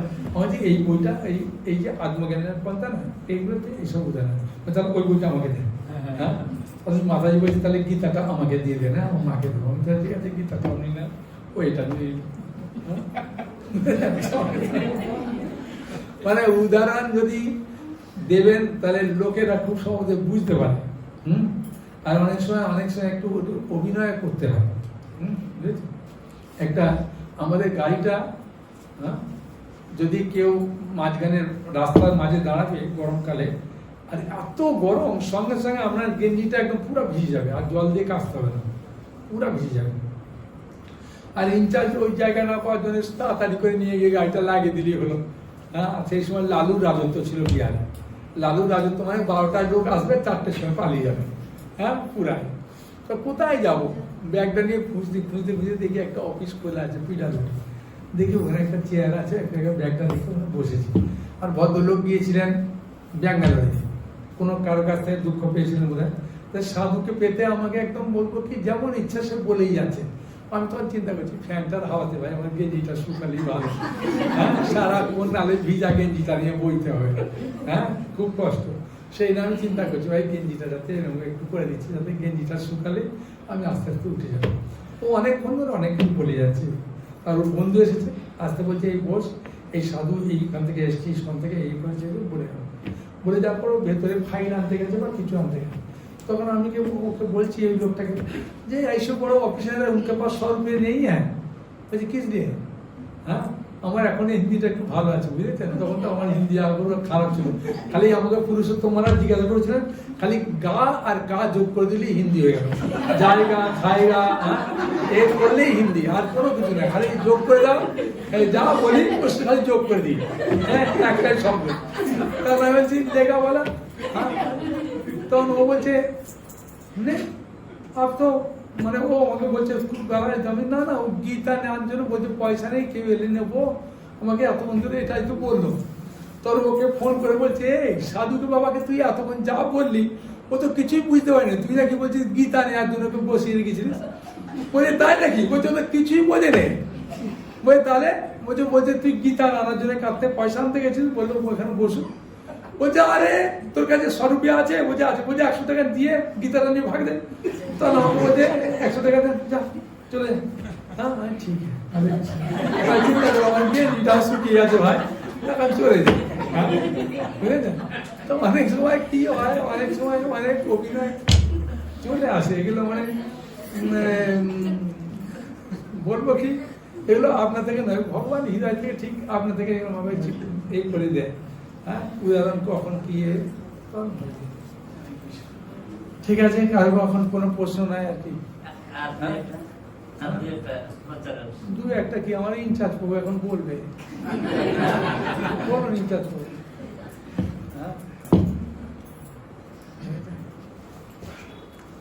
সেরকম হয়, বলুন কারোর প্রচার করতে কোনো প্রশ্ন বা কিছু? হ্যাঁ, একদিন মোটর সাইকেলে গরমকালে কি করি, যেখানে এটিএম আছে আর মিষ্টির দোকান আছে ওইখানে ঘুরঘুর করতে হয়, ওই ছাড়া অন্য জায়গায় ঘুরঘুর করলে হবেই না। হ্যাঁ, গাছের তলা, হ্যাঁ, আখের রস বিক্রি করছে, এ করছে, ওইখানেতেই চুপ করে দাঁড়িয়ে থাকি। হ্যাঁ, বা এটিএম আছে ওইখানেতে দাঁড়িয়ে থাকো, আর নাহলে মিষ্টির দোকান, হ্যাঁ, ওখানে সব থামস আপ এসব খেতে আসবে, মিষ্টি খেয়ে ওই সব জায়গায় দাঁড়িয়ে থাকে। তো একজন দেখি মোটর সাইকেলে, ওটা মোটর সাইকেল না মানে এই স্কুটার না, ওতে একটুখানি বড় চাকাটা একটুখানি মানে বড়, হ্যাঁ ঠিক স্কুটার না, স্কুটার থেকে একটু মানে দুটো সিট আছে, হ্যাঁ আর ছোট সাইজের মানে বসে আছে, 5টা দিয়ে দাঁড়িয়ে আছে মোটর সাইকেলে এক্সট্রা দিয়ে। আমি হরে কৃষ্ণ একটা গীতা নেন, বলছে না আজকে গীতা নেবো না। আমি কেন? বলছে আমার স্ত্রী আছে না, গলাটা কেটে দেবে। সবাই ভয় পায় স্ত্রীকে, হ্যাঁ বুঝেছেন? বলছে আমার স্ত্রী গলা কেটে দেবে, গীতা নেবো আজকে। আমি যে স্ত্রী কোথায়? মিষ্টি আনতে গেছে। আমি কেন? বলছে আচ্ছা আমার ছেলের জন্মদিন না। আমি আচ্ছা আমার ছেলের জন্মদিন, তবে তো গীতা নিতেই হবে, হ্যাঁ বুঝেছেন? তাহলে খুব ভালো দিন। বলছে রাখবো কোথায়? এই ধারে মাংস আছে, এই ধারে মাছ আছে। আমি তাই নাকি?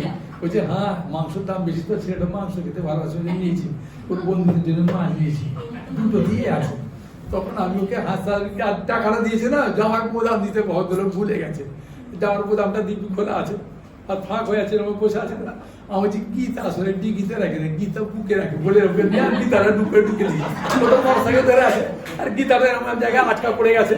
তখন বলছি এখন বারও করতে পারছেন না তাদের, বুঝে বলুন তাদের কত বলে পয়সা নিয়েছে আর ওর স্ত্রী চলে এসছে। আমি বললাম শুনুন মাতাজি, আজকে আমার ছেলের জন্মদিন না? বলছে হ্যাঁ। কি ছেলের নাম? বললো অজয়। আমি বাবা এই তো ভগবত গীতায় অনেক জায়গায় অজয় কথাটা আছে, হ্যাঁ আপনার ছেলের তো ভগবানের নাম, গীতা পড়বে না, নামটা বলুন, আমি একটা ভগবানের নামে বিল কাটি।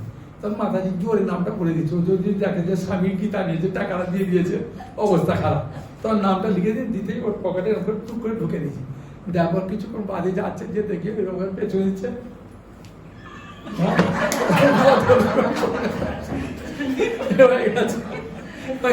আর কোনো চিন্তা নেই ভাই, আমার বিক্রি হলেই হলো, হ্যাঁ কিছু কিছু আনন্দে আছে। কেন কি? প্রচারে গেলে একটাই প্রচারের মূলধন, হ্যাঁ কি মূলধন জানেন? গাল ভরে শুধু হাসি থাকবে মুখে। আমার যে বুক ব্যাগ খালি হতো, আমার যে প্রচুর বই প্রচার হতো, আমি খালি মুখে হাসি রাখতাম, হ্যাঁ বুঝেছেন? হাসি ছাড়া আমি কারোর কথাও বলতাম না। আর কিছু হলেও আমি একটাই কপি নিতাম, দেখুন কৃষ্ণের ইচ্ছা, আমি নিলেও লাভ কৃষ্ণের ইচ্ছা, দেখুন না কৃষ্ণের ইচ্ছা, পেলে পয়সা পাবেন কৃষ্ণের ইচ্ছা। এই কৃষ্ণের ইচ্ছাটা আমি কতবার বলতাম, আমি খালি চিন্তা করতাম যে আজ কতবার বললাম ভাই কৃষ্ণের ইচ্ছা, বই বিক্রি যা হোক ভাই এর একটা প্রফিট তো নিয়ে নিই, হ্যাঁ সেদিন আমি যা কিছু করি মুখে হাসি দিই আর কৃষ্ণের ইচ্ছা, হ্যাঁ বুঝেছেন? এবার আসামেতে হ্যাঁ একটা স্কুলে, প্রাইমারি স্কুলে 9 জন মাতাজি আছে, হ্যাঁ তা আমি বলছে, ওরা আমাকে বলছে হ্যাঁ তুমি বাঙাল থেকে এসেছো, মানে আসামিজ ভাষা বললে ওরা খুব খুশি হয়, হ্যাঁ তা আমাকে বলছে আসামিজ বলো তবে আমরা গীতা নেবো, নাহলে নেবো না। আর আমি তো আসামে অনেকবার প্রচার করলে গিয়ে আমার ভগবান কোনো দেয়নি, ভাষা শেখার জ্ঞানটা দিল না, হ্যাঁ বিহারও এতদিন প্রচার করলাম, এখনো হিন্দিটা ভালো শিখতে পারলাম না, হ্যাঁ ওই জায়গা খাইগা বলে দিই, তখন লোকেরা বলে খায়, ঠিক আছে চলছে কাজ, হ্যাঁ আর আসামে তো যাই না। তখন আমি ওদেরকে বলছি হ্যাঁ বুঝি পাও বলি না পাও, বলছি বলি না পাও, হ্যাঁ বলি না পাও কবো না পারে না কি একটা বলে দিল, হ্যাঁ কবো না আরু এরকম একটা বলো, বুঝি না পাই বলি না পাই, হ্যাঁ বুঝি না পাও বলি না পাই বলে এমন হেসে উঠলো, হওয়ার পরে এমন হাসি দিলেন, তখন 9 জনই গীতা নিয়ে নিল, একজন আর পাওয়া যায় না, ভাবে মানে এমন এমন কিছু কিছু কথা ভগবান দিয়ে বার করে দেয়, তখন সবাই খুব আনন্দে দেয়। ঠিক আছে, হরে কৃষ্ণ হরে কৃষ্ণ হরে কৃষ্ণ কৃষ্ণ কৃষ্ণ হরে হরে, হরে রাম রাম রাম হরে হরে। হরি বল। সকলে ভালো থাকুন।